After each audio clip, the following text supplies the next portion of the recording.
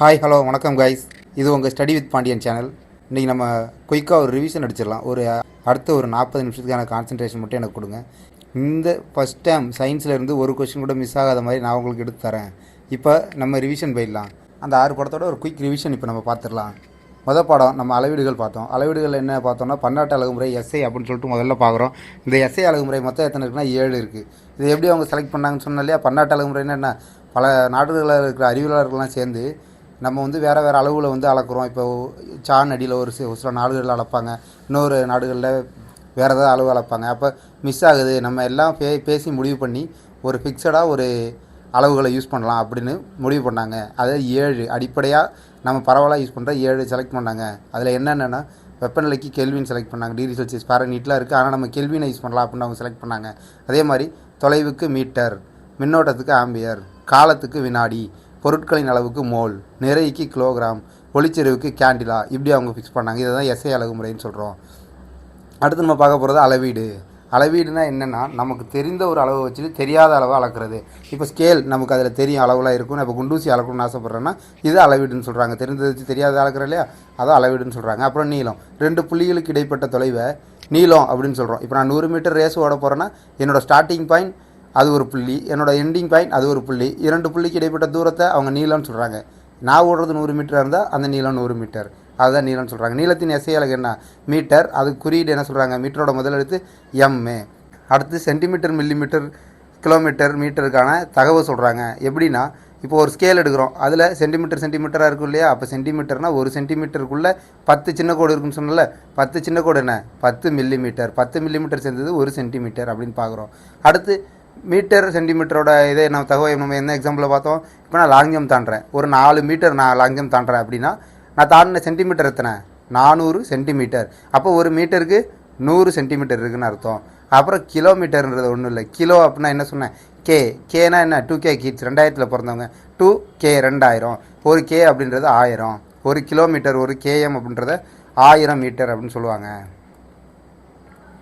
அடுத்து நீளத்தின், நிறையின், காலத்தின் எஸ்ஐ அலகு நம்ம ஆல்ரெடி பார்த்துட்டோம். இப்போ பரப்பளவின் அழகாக பார்க்குறோம். பரப்பளவின்னா ஒன்றும் இல்லை, 2 பக்கம் இருக்கும். அந்த முதல் டயக்ராம் பாருங்கள், இந்த டயக்ராம் பாருங்கள், ஏபி 2 பக்கம் இருக்கும். இது ஒரு மீட்டர், இது ஒரு metre, metre 2 metre, metre square பரப்பளவின் அலகுன்னு சொல்கிறாங்க. அடுத்து பருமனின் அலகு கனசதுரமாக இருக்கும். ஏபி 3 பக்கம் இருக்கும், ஏபிசி பின்னாடி இருக்கு பாருங்கள். அது இப்போ 3மே ஏ ஒரு மீட்டர், பி ஒரு மீட்டர், சி ஒரு மீட்டர், மீட்டர் கியூபாக இருக்கும்.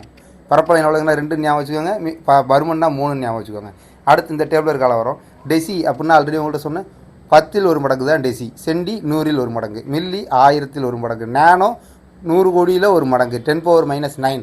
நானோ டெக்னாலஜியில் என்ன, 10⁻⁹ சொல்கிறாங்க. கிலோ, கேனா ஆல்ரெடி நான் சொல்லிட்டேன், அது பன்மடங்கில் இருக்கும், 1000. இது வரைக்கும் நம்ம பார்த்தது எல்லாமே 1/ல் இருக்கும், அதெல்லாம் துணை பன்மடங்கு. கிலோன்றது வெறும் 1000 இருக்கும், 1/ல் இருக்காது, அதனால் அது பன்மடங்குன்னு சொல்கிறோம். அடுத்து நம்ம அளக்கும்போது நார்மலாக பண்ணுற பிழைகளை 3 பிழைகள் பண்ணுவாங்க அப்படின்னு அறிவியலாளர்களாக கணிச்சிருக்காங்க. அந்த 3 பிழை என்னென்னா, சுழியிலேருந்து ஆரம்பிக்கணும், 0லேருந்து அளக்க ஆரம்பிக்கணும். 2வது, அளக்க வேண்டிய பொருள் நம்ம பயன்படுத்துகிற ஸ்கேலுக்கு இணையாக இருக்கணும். 3வது, இப்போ நம்ம 0ல் வச்சு ஆரம்பிக்கணும்ல, அதை செங்குத்தாக மேலேருந்து பார்க்கணும். இந்த சைட்லேருந்து அந்த சைட்லேருந்து பார்த்தா அளவு மாறும். இந்த தவறுகள்லாம் நம்ம பண்ணுவோம் அப்படின்னு சொல்கிறாங்க. அடுத்து நிறையை பற்றி பார்க்குறோம். நிறை என்னது அப்படின்னா என்னென்னா, ஒரு பொருளில் உள்ள பருப்பொருள்களின் அளவை நிறைன்னு சொல்கிறோம். இதோட எஸ்ஐ அலகு கிலோகிராம். இப்போ நிறைன்றது பருப்பொருளின் அளவு தானே, அதில் ஈர்ப்பு விசை சேராது. ஆனால் எடை அப்படின்னு பார்க்கும்போது அதில் ஈர்ப்பு விசை சேர்ந்துடும். இப்போ நிறை இங்கே நான் இருக்கேன்னா நிலாவில், பூமிக்கும் நிலாவுக்கும் உள்ள கம்பேரிசன் பார்த்துக்கோங்க. பூமியை விட நிலாவில் ஈர்ப்பு விசை குறைவு. எத்தனை மடங்குன்னா 6 மடங்கு குறைவு அப்படின்னு இந்த பாக்ஸில் சொல்கிறாங்க. எப்படி சார் அப்படின்னு கேட்டிங்கன்னா, நிறைன்றது ஒரு பொருளில் உள்ள பருப்பொருள்களின் அளவு, அது பூமியிலையும் நிலாலையும் மாறாது. ஆனால் எடைன்னு வரும்போது நிறை மல்டிப்ளைடு பை ஈர்ப்பு விசை. இப்போ பூமிக்கு இது 9.8 மீட்டர்/செகண்ட் புவியீர்ப்பு முடுக்கமாக சொல்கிறோம் நம்ம. அது ஹையர் ஸ்டடீஸில் வரும், நம்ம பார்க்கலாம். இப்போதைக்கு ஞாபகம் வச்சு, இப்போ பூமியை விட நிலாவில் 6 மடங்கு ஈர்ப்பு விசை குறைவு. அப்போ எடை 6 மடங்கு குறைவாக இருக்கும். ஆனால் நிறை, பருப்பொருள்களின் அளவு தான் நிறைன்னு சொன்னாலே அது ஒரே மாதிரி தான் இருக்கும். அடுத்து கிராம், மில்லிகிராம், கிலோகிராம் பற்றி பார்க்குறோம். இப்போ அதே மாதிரி தான், கிராமுன்ற இடத்துல கிராமம் மீட்டராக மாற்றிக்கோங்க. மில்லினா 1/1000, கிலோனா 1000. பொது தராசுன்றது நம்ம நார்மலாக காய்கறி கடையில் தொங்க விட்டு அளப்பாங்க இல்லை, இந்த பக்கம் ஒரு 1/2 கிலோ எடை போட்டுக்குவாங்க, இந்த பக்கம் காய்கறி 1/2 கிலோ இருந்துச்சுன்னா ஈக்குவல் பண்ணி வைப்பாங்க, அது பொது தராசு. அடுத்து மின்னணு தராசு என்ன சொல்கிறாங்கன்னா, நம்ம டிஜிட்டல் யூஸ் பண்ணோம் இல்லை, இப்போ டிஜிட்டல் நகை கடையிலலாம் பார்த்துருப்பீங்கல்ல, அந்த டிஜிட்டல் வச்சு யூஸ் பண்ணாங்க. அதில் 1 கிராம் போட்டால் 1 கிராம் அப்படிங்க. மில்லிகிராம் அளவுக்கு இதில் மின்னணு தராசில் பார்க்க முடியும், ஆனால் பொது தராசில் நம்மளால் பார்க்க முடியாது. ஏன்னா ஈக்குவலாக இருக்கா இல்லையான்னு பார்க்க முடியாது. மில்லிகிராம் அளவுக்கு எடங்களும் நம்மள்ட்ட கிடையாது. அதே மாதிரி காலத்தை பற்றி பார்க்குறோம். காலத்தின் இசையளவு வினாடி. இப்போ காலத்தை கணக்கிட முற்காலத்தில் காலத்தை கணக்கிட என்ன பண்ணாங்க? மணல் கடிகாரம், சூரிய கடிகாரம், அதே மாதிரி கொச்சி ஊனி பார்த்தாங்க. இதெல்லாம் நம்ம டெஃபினேஷன் பார்த்துட்டோம். இதெல்லாம் ஞாபகத்தில் மட்டும் வச்சுக்கோங்க. முற்காலத்தில் இதை வச்சு பண்ணாங்க. அடுத்து மேலும் அறிவோம்னு பார்த்தோம். இதுதான் இந்த பாடத்தில் இம்பார்ட்டன்ட் ஒரு பாக்ஸு. இதில் என்னென்ன இருக்குன்னா ஓடோமீட்டர்னு முதல்ல இருக்குது. ஓடோமீட்டர்னு என்ன? வாகனம் கடந்து வந்து தொலைவு. என் பைக்கில் நான் இப்போ 25,000 கிலோமீட்டர் வாங்கினதுலேருந்து ஓட்டியிருக்கேன் அப்படின்னா ஓடோமீட்டர் என்ன காட்டும்? 25,000 கிலோமீட்டர். அப்போ ஓடோமீட்டர்னா என்ன? நான் கடந்த தொலைவை காட்டுறது தான் ஓடோமீட்டர். ஸ்பீடோமீட்டர்னா சத்தியமத்தில் நான் 60 போயிட்டுருக்கேன் 70 போயிட்டுருக்கேன்னு சொல்கிறது ஸ்பீடோமீட்டர். அதே மாதிரி மெட்ரிக் அளவு முறையை முதல்ல கண்டுபிடிச்சது யாருன்னா ஃப்ரெஞ்சுக்காரங்க 1790 ஞாபகம் வச்சுக்கோங்க. அடுத்து தற்காலத்தில் பயன்படுத்தப்படும் அளவுகோல், அதாவது ஸ்கேல் தான். இதை கண்டுபிடிச்சது யார் அப்படின்னா, நான் இதுக்கு தான் ஷார்ட்கட் சொன்னோம் இல்லையா, அரடி ஸ்கேலில் எத்தனை சென்டிமீட்டர் இருக்கும்? 15 சென்டிமீட்டர் இருக்கும். 16ஆம் நூற்றாண்டில் பெட் கட்டி சொல்லுவேன், ஒரு சென்டிமீட்டர்னா இவ்வளோ தான். 16ஆம் நூற்றாண்டில் வில்லியம் பெட்ரோல் கண்டுபிடிச்சார். அடுத்து பிரான்ஸ் நாட்டோட தலைநகர் என்ன? பாரிஸ். பாரிஸில் என்ன இருக்குதுன்னு கேட்டிங்கன்னா, இப்போது 1 கிலோ அப்படிங்கிறதும் 1 மீட்டர் அப்படிங்கிறது நம்மளாக உருவாக்குனது தானே. அது யாரும் ஃபிக்ஸ் பண்ணி வைக்கலையே, நம்மளாக உருவாக்குனது தான். இப்போது அதோட பேஸு பேரண்ட் யூனிட் 1 மீட்டர்னா இதுதான் அப்படின்னு நம்ம எங்கே கண்டுபிடிக்கலாம்னா பாரிஸில் இருக்குது. பாரிஸில் என்ன இருக்குது? பாரிஸில் ஈஃபில் டவர் இருக்குது. உலகத்தில் ஒன்று ஈஃபில் டவர் படிச்சிருக்கோம், அது பாரிஸில் தான் இருக்குது. ஈஃபில் டவர் எப்படி அளப்போம்? மீட்டரில் அளப்போம். அப்போ அந்த மீட்டர் படிக்கிற கம்பி பாரிஸில் இருக்குது. அது எதில் இருக்குன்னா பிளாட்டினம் இரிடியம் இருக்குது. ஏன்? பிளாட்டினம் இரிடியம் அவ்வளோ சீக்கிரம் துருப்பிடிக்காது, அரிமானத்துக்கு உட்படாது. அதனால அதை அதில் பண்ணியிருக்காங்க. அந்த 1 மீட்டர் படித்திர கம்பியோட ஒரு நகல் எடுத்துகிட்டு வந்து எங்கே வச்சுருக்காங்க? நம்ம தேசிய இயற்பியல் ஆய்வகம் டெல்லியில் வச்சுருக்காங்க. அதே மாதிரி 1 கிலோகிராம் 1 மீட்டருக்கு படிச்சாச்சு. 1 கிலோகிராம்னா என்னன்னு தெரியணும்ல, அதுவும் பிளாட்டினம் இரிடியம் கலவை தான். எங்கே இருக்குன்னு செவரஸில் இருக்குது. அது 1889 வச்சுருக்காங்க. அதுவும் ஃப்ரான்ஸ் தான். ஃப்ரான்ஸின் பாரிஸில் என்ன இருக்குது? 1 மீட்டர் படித்திர கம்பி இருக்குது. செவரஸில் 1 கிலோகிராம் உலோக தண்டு இருக்குது அப்படின்னு ஞாபகம் வச்சுக்கோங்க. ரெண்டுமே பிளாட்டினம் இரிடியம் தான். இந்த பின்வரட்டு நிரப்பு நான் ஆல்ரெடி சொன்னதை வச்சு ஈஸியாக போட்டலாம் கைஸ். அவ்வளோ கைஸ், இதோட ஒரு பாடம் முடிஞ்சு போச்சு. இப்போ நம்ம 2வது பாடத்துக்குள்ளே போயிடுவோம். 2வது பாடம் என்ன சொல்கிறாங்கன்னா விசையும் இயக்கமும் அப்படின்னு சொல்கிறாங்க. இப்போது இயக்கம் அப்படின்னா என்னென்னா காலத்தை பொறுத்து ஒரு பொருளின் நிலை மாறும். அதாவது நான் பஸ் ஸ்டாப்பில் நிற்கிறேன், நீங்கள் பஸ்ஸில் போயிட்டுருக்கீங்க ஞாபகம் வச்சுக்கோங்க. ஒரு 10 செகண்டுக்கு நான் உங்களை பார்த்துட்ருக்கேன். இப்போ நீங்கள் பஸ் மூவ் ஆகி போயிட்டுருக்குன்னா எனக்கு நீங்கள் எப்படி இருப்பீங்க? இயக்கத்தில் இருப்பீங்க. அதாவது நான் 10 செகண்ட் பார்க்குறேன். காலத்தை பொறுத்து ஒரு பொருளின் நிலை மாறுமானால் அது இயக்கம் அப்படின்னு சொல்கிறாங்க. அதை தான் நான் சொல்கிறேன். நான் பஸ் ஸ்டாப்பில் நிற்கிறேன், நீங்கள் பஸ்ஸில் போகிறீங்க, நீங்கள் மூவ் ஆகி போயிட்டுருக்கீங்க. அப்போ என்னை பொறுத்த வரைக்கும் நீங்கள் எப்படி இருக்கீங்க? உங்கள் நிலை மாறிட்டு இருக்கு, அதை இயக்கம்னு சொல்கிறாங்க. அதே மாதிரி இந்தியாவின் பழங்கால வாழ்வியலாளர் ஆரியப்பட்டா சொல்கிறாங்க. இந்த ஆரியப்பட்டா என்ன பண்ணாருன்னா, நம்ம இப்போ போட்டில் போகிறோம், இப்போ படகுல போயிட்டுருக்கோன்னா சைடில் கரை எப்படி இருக்கும்? பின்னோக்கி நகர்ற மாதிரி இருக்குல்ல. உண்மையாகவே கரை பின்னோக்கி நகருதா? இல்லை, நம்ம முன்னோக்கி நகர்றோம். இதே மாதிரி நைட்டில் அவர் வானத்தை பார்க்குறாரு. அதில் நட்சத்திரங்கள்லாம் கிழக்குலேருந்து மேற்கா போகுது. அதே மாதிரி நம்ம சூரியன் பாருங்கள், கிழக்க உதிச்சு மேற்கில் போகுது. ஆனால் இது எல்லாமே நம்மளை சுற்றி நவந்து வருதா? இல்லை, கிடையாது. அப்போ நம்ம நகர்ந்து போகிறோம். எப்படி? எல்லாமே கிழக்குலேருந்து மேற்க போகுதுன்னா பூமி எப்படி பண்ணணும்? மேற்கிலிருந்து கிழக்காகத்தான் சுத்த வேணும்னு அனுமானிக்கிறாரு. அதே மாதிரி அடுத்து விசை, அதுக்கு என்ன டெஃபினேஷன் சொல்கிறாங்கன்னா, ஒரு பொருளின் மீது உயிருள்ள அல்லது உயிரற்ற காரணிகளால் செயல்படும் தள்ளுதல் அல்லது இழுத்தல். ஒன்று தள்ளணும் இல்லைனா இழுக்கணும். இதை விசை அப்படின்னு சொல்கிறாங்க. விசை 2 வகைப்படுன்னு சொல்கிறாங்க. ஒன்று தொடு விசை, ஒன்று தொடா விசை. இப்போ நம்ம ஒரு கப்பியை வச்சு நான் அதை நீர் இறைக்கிறேன்னு வச்சுக்கோங்களேன். அந்த நீர் இறைக்கிறத நான் தொட்டு இழுக்கிறேன் இல்லையா, அதை தொடு விசைன்னு சொல்கிறாங்க. அதே மாதிரி ஒரு புல் இருக்குது, அது மேலே போய் ஒரு காற்று அடிக்குது, அந்த புல் ஆடுதுன்னா அதையும் தொடு விசைன்னு சொல்கிறாங்க. இப்போ தேங்காய் இருக்குது, தென்னை மரத்தில் தேங்காய் இருக்குது, அது கீழே விழுவுது. அதை யாராவது தொட்டு இருக்கிறாங்களா? கிடையாது. அது எதனால் விழுவுது? புவியீர்ப்பு விசையினால் விழுவுது. இதை தொடா விசைன்னு சொல்கிறாங்க. அதே மாதிரி காந்த ஈர்ப்பு விசையும் தொடா விசைன்னு சொல்கிறாங்க.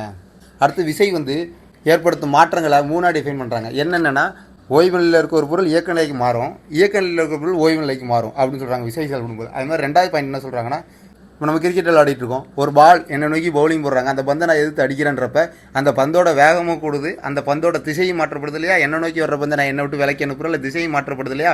இப்போ 2வது பாயிண்ட் என்ன சொல்கிறாங்கன்னா, ஒரு பொருளின் மீது விசையை நம்ம செலுத்தும் போது அந்த பொருளின் வேகமும் அதிகரிக்கும், அதே மாதிரி திசையும் மாற்றப்படும் சொல்கிறாங்க. 3வது, இப்போ ஸ்பாஞ்சு பால் ஒன்று இருக்குது, அதை அமுக்குறோம். சப்பாத்தி மாவு இருக்குது, அதை தேய்க்கிறோம். இதில் இப்போ ஸ்பாஞ்சு பால் சுருங்கும், விசை செயல்படும்போது ஒரு பொருள் சுருங்கும். அதே மாதிரி சப்பாத்தி மாவு விரிவடையும், விசை செயல்படும்போது ஒரு பொருள் விரிவடையும். இந்த 3ஐயும் சொல்கிறாங்க விசை செயல்படுத்தா என்ன ஆகும். அதே மாதிரி எதிர் விசை செயல்படும்போது என்ன ஆகும் அப்படின்னு கேட்டிங்கன்னா, இப்போ மாட்டு வண்டியில் போயிட்டுருக்கு, அதோட ஓட்டுநர் என்ன பண்ணுறாரு? மாட்டு வண்டி நிப்பாட்டணும்னா பின்னோக்கி இழுக்கிறார் இல்லையா.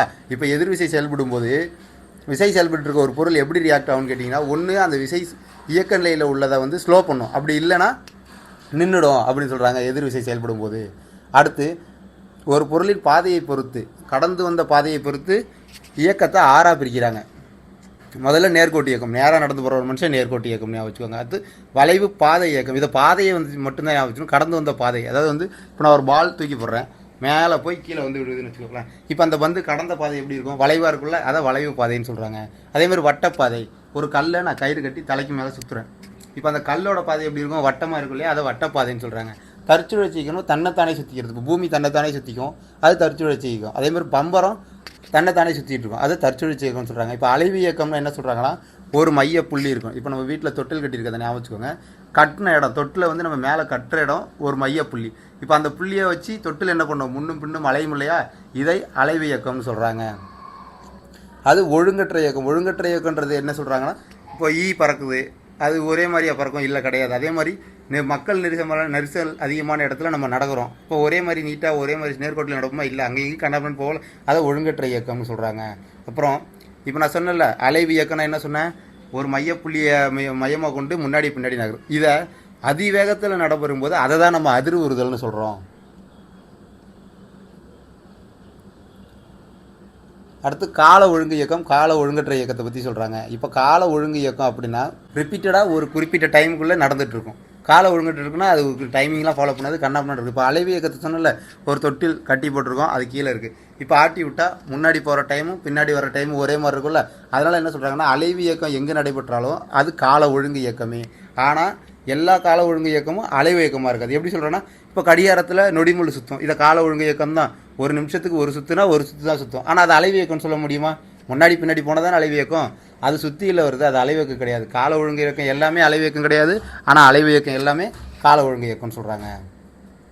அடுத்து வேகத்தை கண்டுபிடிக்கிறதுக்கு என்ன பண்ணணும் அப்படின்னா, இப்போ நான் வந்து 60 கிலோமீட்டர் போகிறேன், எவ்வளோ நேரத்தில் போயிருக்கேன், 1 மணி நேரத்தில் போயிருக்கேன்னா என்னோடய வேகம் எப்படி கண்டுபிடிப்பீங்க, நான் கடந்த தொலைவு 60 கிலோமீட்டர் டிவைடட் பை காலம், நான் எடுத்துக்கொண்ட நேரம் 1 மணி நேரம், அப்போ 60 km/h என்னோடய வேகம். வேகத்துக்கு ஃபார்முலா என்னென்னா, கடந்த தொலைவு டிவைடட் பை எடுத்துக்கொண்ட காலம். அதே மாதிரி வேகத்துக்கு வந்து கடந்த தொலைவு போய் எடுத்துக்கொண்ட காலம்னு சொல்கிறல, இப்போ வேகம் வந்து ஸ்பீடு எஸ்ன்னு சொல்கிறாங்க. கடந்த தொலைவுக்கு எஸ்ஐ அலகு என்ன, கடந்த தொலைவுனா என்ன, நீளம் தானே, நீளத்தின் எஸ்ஐ அலகு மீட்டர். கீழே எடுத்துக்கொண்ட காலம், காலத்தின் எஸ்ஐ அலகு என்ன, செகண்ட், மீட்டர் பை செகண்ட்னு சொல்கிறாங்க. அவ்வளோதாங்க. இயங்கும் பாதை அடிப்படையில் 6 பார்த்துட்டோம், கால இடைவெளியில் அடிப்படையில் 2 பார்த்துட்டோம். கால ஒழுங்கு காலம் கொடுத்துன்னு இப்போ சீரான வேகத்தின் அடிப்படையில் 2 பார்க்க போகிறோம். சீரான இயக்கம், சீரற்ற இயக்கம்னு 2 சொல்கிறாங்க. ஒரு குறிப்பிட்ட கால இடைவெளியில் சீராக இயங்கும் பொருளின் இயக்கத்தை நம்ம என்ன சொல்கிறோம், சீரான இயக்கம்னு சொல்கிறோம். இப்போ ஸ்லோவும் பண்ணக்கூடாது. இப்போ நான் ஒரு 10 நிமிஷத்துக்கு என்னோடய பைக்கை 60 km ஸ்பீட்லேயே ஓட்டுறேன்னு வச்சுக்கோங்களேன். இந்த 10 நிமிஷத்துக்கு 60லேருந்து 59க்கு வரக்கூடாது, 61க்கு போகக்கூடாது. நான் 60லேயே ஓட்டிட்டு போகிறேன்னா இந்த 10 நிமிஷத்துக்கு என்னோட இயக்கம் சீரான இயக்கம். நான் இதே 40க்கு வரேன், 60க்கு போகிறேன், 70க்கு போகிறேன், மாறி மாறி ஓட்டுறேன், அது சீரற்ற இயக்கம்னு சொல்கிறாங்க. கூட்டு இயக்கம்னா ஒன்றும் இல்லை, ஒரு பொருள் நம்ம இயக்கத்தில் இருக்கும்போது ஒரு 2-3 இயக்கம் சேர்ந்து இருக்கும். இப்போ நம்ம கார் போகிறத ஞாபகம் வச்சுக்கோங்க, நேராக போகிற காரை ஞாபகம் வச்சுக்கோங்க. கார் நேர்கோட்டில் போகும், அதோட சக்கரம் சுற்றும் இல்லையா, அப்போ அது வந்து சக்கரம் வந்து சுழற்சி இயக்கத்தில் இருக்கும், கார் நேராக போகும் நேர்கோட்டு இயக்கம். இந்த மாதிரி 2-3 இயக்கம் சேர்ந்து வரதை கூட்டு இயக்கம்னு சொல்கிறாங்க. அடுத்து ரோபோட்டை பற்றி பார்க்குறோம். ரோபோட்டுகள் போய் தானியங்கி எந்திரம். இந்த ரோபோட்டுங்கிற வார்த்தை எங்கேருந்து எடுக்கப்பட்டாங்கன்னா, ரோபோட்டா அப்படிங்கிற செக்கோஸ்லோவியா வார்த்தையிலேருந்து எடுத்திருக்காங்க. இதுக்கு மீனிங் என்னென்னா, அர்த்தம் என்னென்னா, உத்தரவுக்கு பணிந்த ஊழியர். அதே மாதிரி ரோபோட்டுக்கு கண்களாகவும் காதுகளாகவும் எது இருக்குன்னு கேட்டால் மின்னணு உணர்விகள், அது ஒன்றும் இல்லை, சென்சார்ஸ் தான். சென்சார்ஸ், மின்னணு உணர்விகள், கண்களாகவும் காதுகளாகவும் செயல்படுகிறது. அதே மாதிரி செயற்கை நுண்ணறிவு. செயற்கை நுண்ணறிவுனா ஒன்றும் இல்லை, செயற்கைனா என்ன, ஆர்டிஃபிஷியல், நுண்ணறிவுனா இன்டெலிஜென்ஸ், ஏஐ தான் சொல்கிறாங்க. அது மனிதனின் மூளை போன்று சிந்திக்கத்தக்க வகையில் உருவாக்குவதே ஆகும். நானோ ரோபோட்னா ஒன்றும் இல்லை, 10⁻⁹ சொன்னால, ஒரு மீட்டரை 100 கோடி தடவை பிரித்தா அதில் எவ்வளோ சின்ன பார்ட்டிகள் இருக்குமோ அதுதான் நேனோ, 10⁻⁹. இந்த நேனோ ரோபோட்டுகள்னால் அந்தளவுக்கு சின்ன பார்ட்டிகள் வச்சு ரோபோட் உருவாக்குறாங்க. ரோபோட்னா என்ன பார்த்தோம், உத்தரவுக்கு பிடித்த ஊழியர்னு பார்த்தோம். அந்தளவுக்கு சின்ன பொருளை வச்சு ஒரு ரோபோட் உருவாக்குறாங்க. இதை என்ன பண்ணலான்னா, நம்ம ரத்தத்தில் கலந்து விடலாம். நம்ம ரத்தத்தில் கலந்து விட்டோம்னா, இப்போ புற்றுநோய் ஒருத்தவங்களுக்கு இருக்குன்னா, இப்போ நம்ம அந்த ரோபோட் தானே, அதுகிட்ட நம்ம கட்டளை இல்லைல்ல, நீ வந்து நார்மலாக அந்த மனித செல்லை அழிக்காத, புற்றுநோய் செல்லை மட்டும் அழி அப்படின்னா அதை அழிக்கல, அது எவ்வளோ நல்லாயிருக்கும். அந்த மாதிரி ஒரு டெக்னாலஜி உருவாக்கிட்டு இருக்காங்க, இன்னும் நடைமுறைக்கு வரல, உருவாக்கிட்டு இருக்காங்க நானோ ரோபோட்டுகள். அதான் பண்ணுவோம். இதோட நம்ம 2வது படம் கம்ப்ளீட் பண்ணுறோம். குயிக்காக 3வது படத்துக்குள்ளேயும் போயிடலாம். அப்படியே 3வது படம் என்ன சொல்கிறாங்கன்னா, நம்மை சுற்றியுள்ள பருப்பொருட்கள். இதில் கெமிஸ்ட்ரியில் உள்ள வரோம். நான் ஆல்ரெடி சொன்ன மாதிரி யூஎஸ்ஆர்பியில் இப்போ வர கெமிஸ்ட்ரி தான் ரொம்ப வந்து கான்சன்ட்ரேட் பண்ணுறாங்க. நீங்கள் கெமிஸ்ட்ரியை வந்து ஒமிட் பண்ணிட்டு போகணும்னு நினைக்காதீங்க, கெமிஸ்ட்ரியை படிச்சுட்டு போங்க. ஏன்னா கடந்த 3-4 set of question paper already எழுதினவங்கள்ட்டையும் கேட்டு பாருங்கள், இல்லைனா ஆல்ரெடி அந்த கொஸ்டின் பேப்பர் எடுத்து பாருங்கள். கெமிஸ்ட்ரி ஏகப்பட்ட கொஸ்டின் கேட்டு வச்சுருக்காங்க. அடுத்து நம்மை சுற்றியுள்ள பருப்பொருட்கள் போகும். அதே மாதிரி பருப்பொருள் என்ன சொல்கிறாங்கன்னா நிறைய இருக்கணும். நிறையனா என்ன கிலோகிராம் தானே, எஸ்ஐ அலகு நிறைய இருக்கணும், இடத்தையும் அடைச்சிக்கணும். அப்படி இருந்தால் அது பருப்பொருள் சொல்கிறாங்க. பருப்பொருள் எதனால் வாங்கிட்டால் அணுக்கள். ஒரு கல் இருக்குது, அதை நான் உடைக்கிறேன், உடச்சிட்டே இருக்கேன், ஒரு லிமிட்டுக்கு மேலே என்னால் அதை உடைக்க முடியாது இல்லையா, அதுதான் அணுன்னு சொல்கிறாங்க. பருப்பொருள்கள் அணுக்களானவை. இந்த அணுக்களை வந்து பார்க்கணுன்னா நம்ம நார்மல் கண்ணால் பார்க்க முடியாது. எதில் பார்க்கலாம்னு சொல்கிறாங்கன்னா டெம்மு செம்முன்னு 2 சொல்கிறாங்க. எஸ்இஎம்னா ஒன்றும் இல்லை, scanning electron microscope. Scanning electron நுண்ணோக்கி அப்படின்னு தமிழில் சொல்கிறேன். டெம்முன்னு சொன்னாலே அது டனலிங் எலக்ட்ரான் மைக்ரோஸ்கோப். டனலிங்னா ஊடுபுழை எலக்ட்ரான் மைக்ரோஸ்கோப்னு சொல்கிறாங்க. இது 2 இதை வச்சு நம்ம அணுக்களை டைரெக்டாக பார்க்கலாம். அடுத்து இந்தியாவின் கனடா, கிரேக்க தத்துவமேதை டெமோக்ரட்டிஸ் 2 பேரும் அணுவை பற்றி சொல்லியிருக்காங்க. கனடா என்ன சொல்லியிருக்காருங்கன்னா பரமாணு அப்படின்னு சொல்கிறாரு. டெமோக்ரட்டிஸ் என்ன சொல்கிறாங்கன்னா அட்டாமஸ் அப்படின்னு சொல்கிறாரு. அடுத்து பண்புகளின் அடிப்படையில் பருப்பொருட்களை 3 பிரிக்கிறாங்க. என்னென்னா திண்மம், திரவம், வாயு.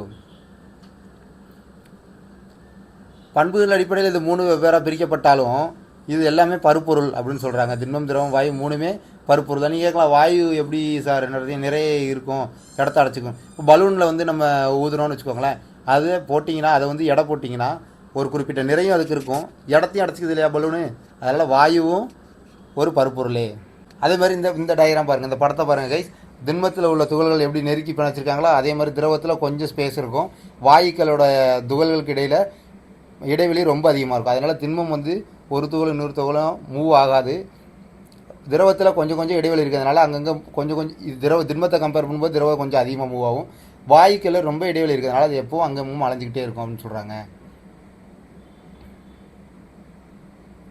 அடுத்து இந்த மாதிரி சிரஞ்சுனா ஒன்றில் நம்ம மருத்துவத்தில் பயன்படுத்துகிறோம் இல்லையா ஊசி, அதை தான் சிரஞ்சுன்னு சொல்கிறேன்.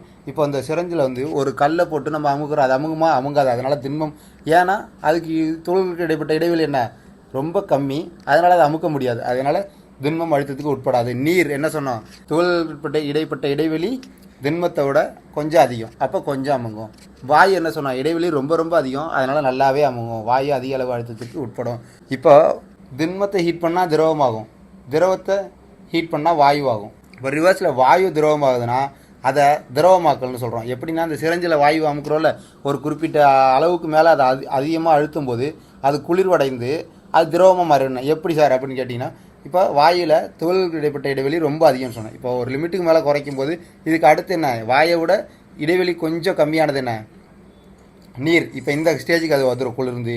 இதை என்ன சொல்கிறாங்கன்னா திரவமாக்கல்னு சொல்கிறாங்க. அடுத்து 3, இப்போ திண்மம், திரவம், வாயுக்கான கம்பேரிசன் சொல்கிறாங்க. இதில் ஒன்றும் இல்லை கைஸ், நான் இப்போ இவ்வளோ நேரம் சொன்னது தான். முதல்ல வந்து குறிப்பிட்ட வடிவம் பருமன் இருக்கும் திண்மத்துக்கு. திரவத்துக்கு வந்து அதை நீங்கள் வாட்டர் பாட்டில் ஊற்றிங்கன்னா வாட்டர் பாட்டிலாக மாறும், குடத்தில் ஊற்றிங்கன்னா குட ஷேப்புக்கு மாறும். கொள்கையில் இந்த அளவை பெருட்டுன்னு சொல்கிறாங்க. வாயுக்கு குறிப்பிட்ட வடிவமோ பருமனோ கிடையாது. அடுத்து வந்து அழுத்தத்துக்கு உட்படாது. துகள்கிட்ட இடைவெளி ரொம்ப கம்மி இல்லையா திண்மத்தில், அதனால் அழுத்தத்துக்கு உட்படாது. அதே மாதிரி 3. அடுத்து துகள்கிட்ட, இது ஆல்ரெடி சொன்னது, துகள்கள் ஒன்று அதிக அளவில் ஈர்க்கின்றன அப்படின்னு சொல்கிறாங்க திண்மத்துக்கு. அதுதான் சொன்னேன்ல, இடைவெளி கம்மினா என்ன அர்த்தம், துகள்கள் ஒன்று அதிகமாக ஈர்க்குதுன்னு தானே அர்த்தம். அதே மாதிரி கொடுத்துருக்காங்க பாருங்கள் 3. அதே மாதிரி திண்மத்தின் துகள்கள் எளிதில் நகராது. ஒரே பாயிண்ட் தான் கேஸ், உங்களுக்கு புரியும் நினைக்கிறது. உங்களுக்கு ஒரு தடவை பார்த்தாலே உங்களுக்கு புரிஞ்சிடும். ஒரே பாயிண்ட்டை திருப்பி கொடுத்துருக்காங்க. அதே மாதிரி கெமிஸ்ட்ரியிலேயே பேஸ் என்னன்னு கேட்டிங்கன்னா நான் இதை தான் சொல்லுவேன். இந்த இடத்துல பாருங்கள், இதை மட்டும் நீங்கள் ரொம்ப தெளிவாக பிடிச்சிங்க. கெமிஸ்ட்ரியில் நீங்கள் 8, 9 பிரித்து மேலாம் கேஸ். நான் அடுத்து நாங்கள் இதை புரிஞ்சுக்கோங்க. நான் 8, 9 உங்களுக்கு தெளிவாக சொல்லித்தரேன். அப்புறம் இப்போ என்ன சொல்கிறாங்கன்னா, ஒரு தூய பொருள் என்பது ஒரே தன்மையான துகளானது. இது ஓகே தான். தூய பொருட்கள் தனிமங்களாகவோ அல்லது சேர்மங்களாக இருக்கும். தனிமங்கள் சேர்மங்கள் அப்படின்னா என்ன சார், தனிமங்கள் அப்படின்னா ஒன்றும் இல்லை, சிறிய துகள்களாலான ஒரே வகை அணுக்களானது. இப்போ ஆக்சிஜன் இருக்குன்னா ஆக்சிஜன் ஒரு அணு, ஒரே வகை அணுக்கள் O2 O3 இதெல்லாம் ஒரே அணுக்கள் இல்லையா, இதை தனிமம்னு சொல்கிறாங்க. அடுத்து இதை பற்றி உங்களுக்கு தெளிவாக தெரியும்னா ஆல்ரெடி வீடியோ போட்டிருக்கேன் இந்த பாடத்துக்கு, பருப்பொருள்கள், நம்மை சுற்றியுள்ள பருப்பொருள். அதில் போய் பாருங்கள், நான் உங்களுக்கு எக்ஸ்ட்ரா ஒரு பேப்பரே போட்டு உங்களுக்கு டெஃபினேஷன் பண்ணியிருப்பேன். இப்போதைக்கு டிவிஷன் மாதிரி பண்ணிட்டு போயிடலாம். ஒரே வகை அணுக்கள் O2 O3 எல்லாம் தனிமம். அடுத்து சேர்மம்னா என்ன சார், அதுவும் தூய்மையான பொருள் சொல்கிறாங்க. சேர்மம்னா ஒன்றும் இல்லை, 2 அல்லது அதுக்கு மேற்பட்ட தனிமங்கள். இப்போ O சொன்னேன், இப்போ கூட H வச்சுக்கோங்க. H2O என்ன, நீரா, இதை ஒரு சேர்மம்னு சொல்கிறாங்க. CO2 கார்பன் டை ஆக்சைடு, கார்பனும் ஆக்சிஜனும் சேருது. இதுவும் 2 தனிமம் 2 வகையான அணுக்கள் சேருதா, இதை வந்து சேர்மம் அப்படின்னு சொல்கிறாங்க. மூலக்கூறுனா என்ன சார் அப்படின்னு கேட்டிங்கன்னா, மூலக்கூறில் 2 இருக்குது, தனிம மூலக்கூறுன்னு இருக்குது, சேர்ம மூலக்கூறுன்னு இருக்குது. இப்போ தனிமம் சொன்னாலே O சேருதா. மூலக்கூறு என்பது 2 அல்லது அதற்கு மேற்பட்ட அணுக்களின் சேர்க்கை, 2 அல்லது அதுக்கு மேற்பட்ட அணுக்களின் சேர்க்கை. இப்போ O சேர்ந்துச்சுன்னா என்ன, O2 ரெண்டுமே அணு. இந்த O ஒரு அணு, அந்த O ஒரு அணு, O2 சேருது. இதை தனிம மூலக்கூறுன்னு சொல்கிறோம். இப்போ H2O 2 அல்லதுக்கு மேற்பட்ட அணுக்கள்னு சொல்கிறாங்க இல்லையா. இப்போ Hவும் ஒரு அணு, Oவும் ஒரு அணு, H2O சேருதா, இதை சேர்ம மூலக்கூறுன்னு சொல்லுவாங்க. அடுத்து கலவை என்பது 2 அல்லதுக்கு மேற்பட்ட பகுதிக்கு பொருளே கொண்டதா. இதோட அந்த பாயிண்ட் முடிஞ்சு கேஸ். அடுத்து பருப்பொருளை 2 பிரிக்கிறாங்க. தூய பொருள் கலவைன்னு. தூய பொருளில் தனிமம் சேர்மம் இருக்கும். என்னன்னு பார்த்தோம். கலவைனா ஒருபடித்தான கலவை, பலபடித்தான கலவை. இப்போ அதை எப்படி மென்ஷன் பண்ணுறாங்கன்னா, இப்போ தண்ணி இருக்குது, அதில் நீங்கள் உப்பு போடுறீங்க. உப்பு ஃபுல்லாக டிசால்வ் ஆகிடும், ஃபுல்லாக கரைஞ்சிடும் இல்லையா, அது ஒருபடித்தான கலவை. இப்போ ஒரு மணல் துகளை போடுறீங்க தண்ணியில், அதுக்கு ஃபுல்லாக கரையுமா? கரையாது. பார்த்தாலே தனித்தனியாக தெரியலையா, அதை பலபடித்தான கலவை அப்படின்னு சொல்கிறாங்க. அடுத்து காற்று என்பதும் ஒரு கலவை. எப்படி சார் அப்படின்னு கேட்டிங்கன்னா, oxygen, carbon di oxide, nitrogen எல்லாம் சேர்ந்துருக்கு இல்லையா, அதனால் காற்றும் கூட ஒரு கலவை அப்படின்னு சொல்கிறாங்க. ஒரு கலவை என்பது, இந்த பாக்ஸ் பாருங்கள், ஒரு கலவை என்பது ஒன்றுக்கு மேற்பட்ட ஒரே தன்மையோட துகளை கொண்ட தூய்மையற்ற பொருளாகும். அது எப்படி சார் கலவைனா வேறு இருக்கும் அப்படின்னு தானே சொன்னீங்க. ஒரே தன்மையுள்ள துகள்கள் கொடுத்துருக்காங்களே அப்படின்னா, தண்ணி இருக்குது, தண்ணிக்குள்ள இரும்பு குண்டை போட்டு இதை கலவை அப்படின்னு சொன்னால் யாராவது நம்புவீங்களா? அது கலவை கிடையாது. ஏன்னா அது ஒரே தன்மையோட துகள்கள் கிடையாது, ஒன்றை ஒன்று கலக்காது. கலவைனா கலந்துருக்கணும், நம்மளால் கண்டுபிடிக்க முடியக்கூடாது. இப்போ உதாரணத்துக்கு பயன்படுத்தப்பட்ட தேயிலையை காய வச்சு திருப்பி உங்களுக்கு புது பாக்கெட் தேயிலே போடுவாங்க, அது உங்களால் கண்டுபிடிக்க முடியாது. அதை நீங்கள் கலவைன்னு சொல்லலாம். தண்ணிக்குள்ளே இரும்பு குண்டை போட்டு இதை கலவைன்னு சொன்னால் ஒத்துக்குவீங்களா? அதுதான் சொல்லிடுறேன். ஒரு கலவை என்பது ஒன்றுக்கு மேற்பட்ட ஒரே தன்மையோட துகள்களை கொண்ட தூய்மையற்ற பொருளாகும். அப்புறம் கலவையின் பகுதி பொருட்கள் எந்த விதத்திலையும் இருக்கலாம். இப்போ நீர்னா என்ன சொன்னேன், H2O தான் இருக்கணும், அதான் நீர். இப்போ கலவையின் பகுதி பொருட்கள் எந்த விதத்தில் வேணாலும் கலந்துக்கலாம். H2 தான் இருக்கணும், O ஒன்று தான் இருக்கணும் அவசியம் கிடையாது, எந்த விதத்தில் வேணாலும் கலந்துருக்கலாம் அப்படின்னு சொல்கிறாங்க. அடுத்து கலவையோட 3 டைப் சொல்கிறாங்க. என்னென்னா, 2 அல்லது 2க்கு மேற்பட்ட தனிமங்கள் இணைந்து ஒரு கலவையாக மாறலாம்ன்றோம். இப்போ 22 கேரட் தங்கம் சொல்கிறாங்க. தங்கத்தோட தூய தங்கம் எத்தனை கேரட்டு? 24 கேரட்டு. இப்போ 22 கேரட்னா என்ன? 916 தான் சொல்கிறோம்ல. 22 கேரட்னா 91.6% தங்கம் இருக்கும், மீதி பர்சன்டேஜ் தாமிரமோ அல்லது கேட்மியமோ இருக்கும். இதை கூட ஒரு கலவைன்னு சொல்கிறாங்க. ஏன்னா தங்கமும் ஒரு தனிமம் தான். அதே மாதிரி தாமிரம் தனி தனிமம். தாமிரம்னா ஒரே வகை அணுக்களானது, தங்கம் ஒரே வகை. இது 2 கலக்கிறத ஒரு நம்ம கலவைன்னு சொல்கிறோம்ல, 2 தனிமங்கள் சேர்ந்து ஒரு கலவையாக இருக்கலாம்னு சொல்கிறாங்க. நம்ம அடுத்த பாயிண்ட் போனோம்னா, 2 அல்லதுக்கு மேற்பட்ட சேர்மங்கள் சேர்ந்து. சேர்மம் என்ன சொன்னேன்? H2O சேர்மன் சொன்னேன், CO2 சேர்மன் சொன்னேன். இப்போ நீர், கார்பன் டை ஆக்சைடு, இனிப்பு, நிறைமூட்டி ஆகியவற்றை கொண்ட சோடா 2 அல்லது 2க்கும் மேற்பட்ட சேர்மங்கள் இணைந்து ஒரு கலவையாக மாறலாம்னு சொல்லியிருக்காங்க. அடுத்து ஒரு தனிமம் ஒரு சேர்மம். என்ன? அயோடினும் ஆல்கஹாலும் சேர்ந்த டிஞ்சர்னு சொல்கிறாங்க. அயோடின் ஒரே வகையான அணுக்களாக இருக்கா. அடுத்து ஆல்கஹால் என்ன சொல்லுவோம்? OHன்னு சொல்லுவோம். ஆக்சிஜன் இருக்குது, ஹைட்ரஜன் இருக்குது, இதை சேர்மம்னு சொல்லுவோமா? இதுதான் தனிமமும் சேர்மமும் கலந்த டிஞ்சர் அப்படின்னு சொல்கிறாங்க. அதுவும் ஒரு கலவையாக இருக்கும். நம்ம அடுத்து இந்த ஒரு டயக்ராமை ஃபுல்லாக பார்த்துட்டோம் அப்படின்னா இந்த பாடமே முடிஞ்சு கைஸ். இப்போ பாருங்கள், முதல்ல திண்ம நீர்ம கலவைகளை பிரித்தல் அப்படின்னா, ஒரு திண்மமும் திரவமும் கலந்துருக்குன்னா அதை பிரிக்க 4 மெத்தட் சொல்கிறாங்க. என்னென்னா, முதல்ல வடிகட்டுதல் சொல்கிறாங்க. அவன் வடிகட்டுதலில் என்ன ஆகும்? திண்மம் மேலேயே மாட்டிக்கும், திரவம் கீழே வந்துடும். இதை தான் வடிகட்டுதல் சொல்கிறாங்க. வடிகட்டுதல் முக்கியமாக ஒரு வடிகட்டி தேவை. அதே மாதிரி வெளியே வைத்து இருத்தல், படிய வைத்தல்னு சொல்கிறாங்க. ரெண்டுமே ஒன்று சார்ந்தது. இப்போ தண்ணியில் மணல் தூளை நான் கொட்டிட்டேன். மணல் என்ன ஆகும்? கொஞ்சம் நேரம் நான் அப்படியே விட்டேன்னா என்ன ஆகும்? மணல் கீழே படிஞ்சிரும், தண்ணி தனியாக மேலே இருக்கும் இல்லையா, அதை படிய வைத்தல்னு சொல்கிறாங்க. மேலே உள்ள தண்ணியை நான் அப்படியே பொறுமையாக கீழே ஊற்றினா மணல் மட்டும் எனக்கு தனியாக கிடச்சிரும் இல்லையா, அதை தெளிய வைத்து இருத்தல்னு சொல்கிறாங்க. கடைதல்னா ஒன்றும் இல்லை, நம்ம தயிரை இப்போ கடையிறப்ப என்ன ஆகும்? வெயிட் அதிகமான வெண்ணெயெல்லாம் திடப்பொருள் அது சுற்றி தள்ளி போயிடும். இப்போ நடுவில் உள்ளது திரவமாக இருக்கும், அது மோர்னு சொல்கிறோம், வெண்ணெய்ன்னு சொல்கிறோம். மோரையும் வெண்ணெயும் பிரிக்கிறதுக்கு கடைதல் யூஸ் பண்ணுறோம். இந்த கடைதல் திண்மமும் திரவத்தையும் பிரிக்கிற ஒரு பிரித்தல் முறைன்னு சொல்கிறாங்க. இப்போ 4 பார்த்துட்டோமா? அடுத்து 2 திண்மங்கள் சேர்ந்து அதை பிரிக்கிறது எப்படின்னு பார்க்குறோம். முதல்ல கையால் தெரிந்தெடுத்தல். இது ஒவ்வொன்றுத்துக்கும் ஒரு க்ரைட்டீரியா இருக்குது, எல்லாத்துக்கும் எல்லா மெத்தடையும் பயன்படுத்த முடியாது. இப்போ கையால் தெரிந்தெடுத்தல்னா என்ன? நம்ம கையால் இருக்கணும். அப்போ என்ன செய்யணும்? 2 திண்மம் கலந்துருக்கணும், அதில் ஒரு திண்மம் நம்ம பார்த்தாலே தெரியணும், இது 2 வித்தியாசம். அப்போ தானே கையால் எடுக்க முடியும், அது கையால் தெரிந்தெடுத்தல்னு சொல்கிறாங்க. சலித்தல் அப்படின்னா என்ன சொல்கிறாங்கன்னா, முதல்ல நமக்கு ஒரு சலித்தலுக்கு சல்லடை வேணும், 2 திண்மங்கள் கலந்துருக்கணும், ஒரு திண்மம் பருமனளவு அதிகமாகவும் ஒரு திண்மம் பருமனளவு கம்மியாக தான் இருக்கும், கம்மியானதாக இருக்கணும். இப்போ அதிகமானது இருந்தால் தானே சலித்தலில் மேலே சல்லடையில் மாட்டோம், கீழே உள்ளது லேசானது பெருமளவு கம்மியானது கீழே வந்து விடுவோம், அதை சலித்தல்னு சொல்கிறாங்க. தூற்றுதல்னால் ஒன்றும் இல்லை, ஒரு பொருள் லேசான பொருளாக இருக்கணும், ஒரு பொருள் கனமான பொருளாக இருக்கணும் அப்படின்னு சொல்கிறாங்க. அப்போ தானே காற்றில் வந்து நான் மேலேருந்து கீழே போடும்போது கனமான பொருள் எனக்கு பக்கத்துலேயே விடுவோம், லேசான பொருள் காற்றில் கொஞ்சம் தூரம் எடுத்துகிட்டு போய் தள்ளி விடுவோம். இப்போ நான் 2 திண்மங்கத்தையும் பிரிச்சிட்டேன்னா அதை தூற்றுதல்னு சொல்கிறாங்க. அடுத்து கதிரடித்தல் அல்லது போரடித்தல் என்ன சொல்கிறாங்க? இப்போ நெல்மணி பார்த்துருப்பீங்க, செடி இருக்கும், செடியிலேருந்து நெல்மணி விளைஞ்சிருக்கும். இப்போ செடியோட தண்டு பகுதியை நான் எடுத்து தரையில் அடிக்கும்போது இந்த நெல்லுலாம் என்ன ஆகும்? செதறி போயிடும், தண்டு மட்டும் என் கையில் இருக்கும். இதை கதிரடித்தல் அல்லது போரடித்தல்னு சொல்கிறாங்க. அடுத்து காந்த பண்புகள் பொருள், இந்த காந்த ஈர்ப்பு முறை என்ன சொல்கிறாங்க அப்படின்னா, 2 திண்மம் கலந்துருக்கணும், ஒரு திண்மம் காந்தத்தால் ஈர்க்கப்படணும், ஒன்று ஈர்க்கப்படக்கூடாது. அப்போ தானே காந்த பிரிப்பு முறையில் தனியாக பிரிக்க முடியும், அதாவது காந்த பிரிப்பு முறைன்னு சொல்கிறாங்க. அடுத்து கலவையில் நம்ம ஏன் பிரிக்கணும்? இவ்வளோ மெத்தட் பார்த்தேன் சார், ஏன் சார் பிரிக்கணும் அப்படின்னு கேட்டிங்கன்னா, கேடு விலைக்கும் மாசுகளை நம்ம நீக்கணும், 2வது பிற பொருட்கள்லேருந்து நமக்கு தேவையான பொருள் நம்ம எடுத்துக்கணும், தூய பொருளை பிரிக்கணும். இதுக்காக கலவையில் நம்ம பிரிக்க வேண்டியது இருக்குது. அடுத்து இது எல்லாம் பார்த்தீங்கன்னா இப்போ நான் சொன்னது தான் இருக்கும். அடுத்து துணி துவைக்கும் எந்திரத்தில் வாஷிங் மிஷினில் நம்ம துணியை போட்டு ட்ரெஸ்ஸை நம்ம உலர்த்துறதுக்கு என்ன பண்ண போகிறோம்? மைய விளக்கம் பயன்படுது அப்படிங்கிறாங்க. நான் சொல்லியிருக்கேன், ஒரு பொருள் சுற்றும் போது அந்த பொருள்லேருந்து வெளிப்பக்கமாக சதறி போச்சுன்னா அது மைய விளக்கம்னு, உள்பக்கம் வந்துச்சுன்னா அது மைய நோக்கம்னு சொல்லியிருக்கேன். இப்போ துணி, ஈரமான துணி வாஷிங் மிஷினில் சுற்றும், ஈரம்லாம் எங்கே போவோம்? வாஷிங் மிஷினில் சுற்றிட்டு இருக்கும்போது அவுட் சைடில் போகும். அப்போ அது மைய விளக்கம்னு சொல்கிறாங்க. உமினா என்ன சொல்கிறாங்க? உமினா தானியத்தை சுற்றி காணப்படும் கடினமான அல்லது பாதுகாக்கும் முறையாகும். இதுதான் உமின்னு சொல்கிறாங்க. நெல்லுக்கு வெளியில் நம்ம பார்த்துருப்போம் இல்லையா, அதுதான் சொல்கிறாங்க. இது கட்டுமான பொருளாகவும், உரமாகவும், மின்காப்பு பொருளாகவும், எரிபொருளாகவும் பயன்படுது அப்படின்னு சொல்கிறாங்க. அடுத்து என்ன சொல்கிறாங்கன்னா, மேலும் அறிவோம். இந்த பாக்ஸில் என்ன சொல்கிறாங்கன்னா, பிரித்தெடுத்தலை முழுமையாக்குவதற்கு பல பிரித்தல் முறைகளை ஒன்றாக எனக்கு இப்போ நம்ம தனித்தனியாக இவ்வளோ மெத்தட் பார்த்தாலும் திண்மத்தை பிரிக்கிறதுக்கு 5, நீர்மத்திலேருந்து திண்மத்தை பிரிக்கிறதுக்கு 4 மெத்தட் அப்படின்னு பார்த்தோம் இல்லையா. இதை ஒன்று சேர்த்து கூட பண்ணலாம். எப்படின்னா, இப்போ நான் உதாரணத்துக்கு தண்ணி, அதில் உப்பு, அதில் மணல் தூளை போட்டு வச்சுருக்கோன்னு வச்சுக்கோங்களேன். முதல்ல இந்த மணல் தூள் பிரிக்க என்ன பண்ணுவோம்? படிய வைத்தல் பண்ணுவோம், அப்புறம் தெளிய வைத்து இருத்தல் பண்ணுவோம். இப்போ உப்பு தண்ணி மட்டும் நம்மள்ட்ட தனியாக இருக்கும். இதை நம்ம ஆவியாக்கணும்னா என்ன ஆகும்? நீர் ஆவியாகிடும், உப்பு மட்டும் நமக்கு கிடைக்கும். இப்போ நம்ம ஒரு மெத்தடாக யூஸ் பண்ணியிருக்கோம். இதில் 3-4 மெத்தட் சேர்த்து யூஸ் பண்ணுறோம்ல. அதனால் பிரித்தெடுத்தலை முழுமையாக்குறதுக்கு பல பிரித்தல் முறையில் சேர்த்து கூட நம்ம பண்ணலாம் அப்படின்னு சொல்கிறாங்க. அடுத்து இந்த பாக்ஸில் என்ன சொல்கிறாங்கன்னா, இதில் வந்து நான் இங்கே சொன்னதில் வந்து நான் ஆல்ரெடி அந்த டயக்ராம்லேயே சொல்லிட்டேன் கைஸ். இப்போ இந்த பாக்ஸ் மட்டும்தான் இருக்கும். இந்த பாக்ஸில் அடுத்து இங்கே என்ன சொல்கிறாங்க அப்படின்னா, நம்ம வீட்டில் நீரை தூய்மையாக்கிறதுக்கு புற ஊதா கதிரை பயன்படுத்துகிறோம்னு சொல்கிறாங்க. இந்த புற ஊதா கதிர்கள் எது இருக்குன்னா, மாசுக்களை நீக்குவதற்கும் நுண்கிருமிகளை அழிப்பதற்கும் என்ன பயன்படுத்துகிறோம்? புற ஊதா கதிர்கள். அதே மாதிரி ஆர்ஓ, எதிர் சவ்வூடு பரவல், ரிவர்ஸ் ஆஸ்மாசிஸ்ன்னு சொல்கிறாங்க. ஆர்ஓனா ரிவர்ஸ்னா எதிர், ஆஸ்மாசிஸ்னா சவ்வூடு பரவல். இதை வச்சு என்ன பண்ணுறோம்? ஆர்ஓவில் நீரில் உள்ள மாசுக்கள் நீக்கப்பட்டு நீர் சுத்திகரிக்கப்படுகிறது ஆர்வம் மூலயமா. இதோட இந்த பாடம் முடிஞ்சு கைஸ். நம்ம அப்படியே குயிக்காக அடுத்த பாடத்துக்கும் போயிடலாம். அடுத்த பாடம் என்னன்னு பார்த்தீங்கன்னா, பாட்டனி வந்துட்டோம். தாவர உலகம் சொல்கிறாங்க. தாவர உலகத்தில் ஒன்றும் இல்லை, தாவரத்தை எப்படி பிரிக்கலாம்? 4 பிரிக்கிறாங்க. ஒன்று இலை, தண்டு, வேர் மற்றும் மலர்கள் அப்படின்னு பிரிக்கிறாங்க. முதல்ல நம்ம வேர் தொகுப்பை பற்றி பார்த்துருவாங்களா. வேர் தொகுப்புனா என்ன? வேர் எதை பார்த்து வளரும்? பூமிக்கு உள்ளே வளரும் இல்லையா, அதனால வேர் புவி நாட்ட முடியாது. பூமியை பார்த்தானா வளர்ந்துட்டு போகுது, அதனால அது புவி நாட்ட முடியாது. அதே மாதிரி தாவரத்தின் வேர் தொகுப்புகள் எத்தனை வகைப்படும்? 2 வகைப்படும். ஒன்று ஆணிவேர் தொகுப்பு, இன்னொன்று சல்லிவேர் தொகுப்பு. ஆணிவேர் தொகுப்புனா 20 தாவர இலைகளில் இருக்குன்னு சொல்லியிருக்கேன். 20 தாவரத்தை எப்படி கண்டுபிடிக்கிறது? ஒரு தாவரத்தோட இலையை எடுத்து பார்த்தோன்னா மையத்தில் நரம்பு போயிருக்கும்.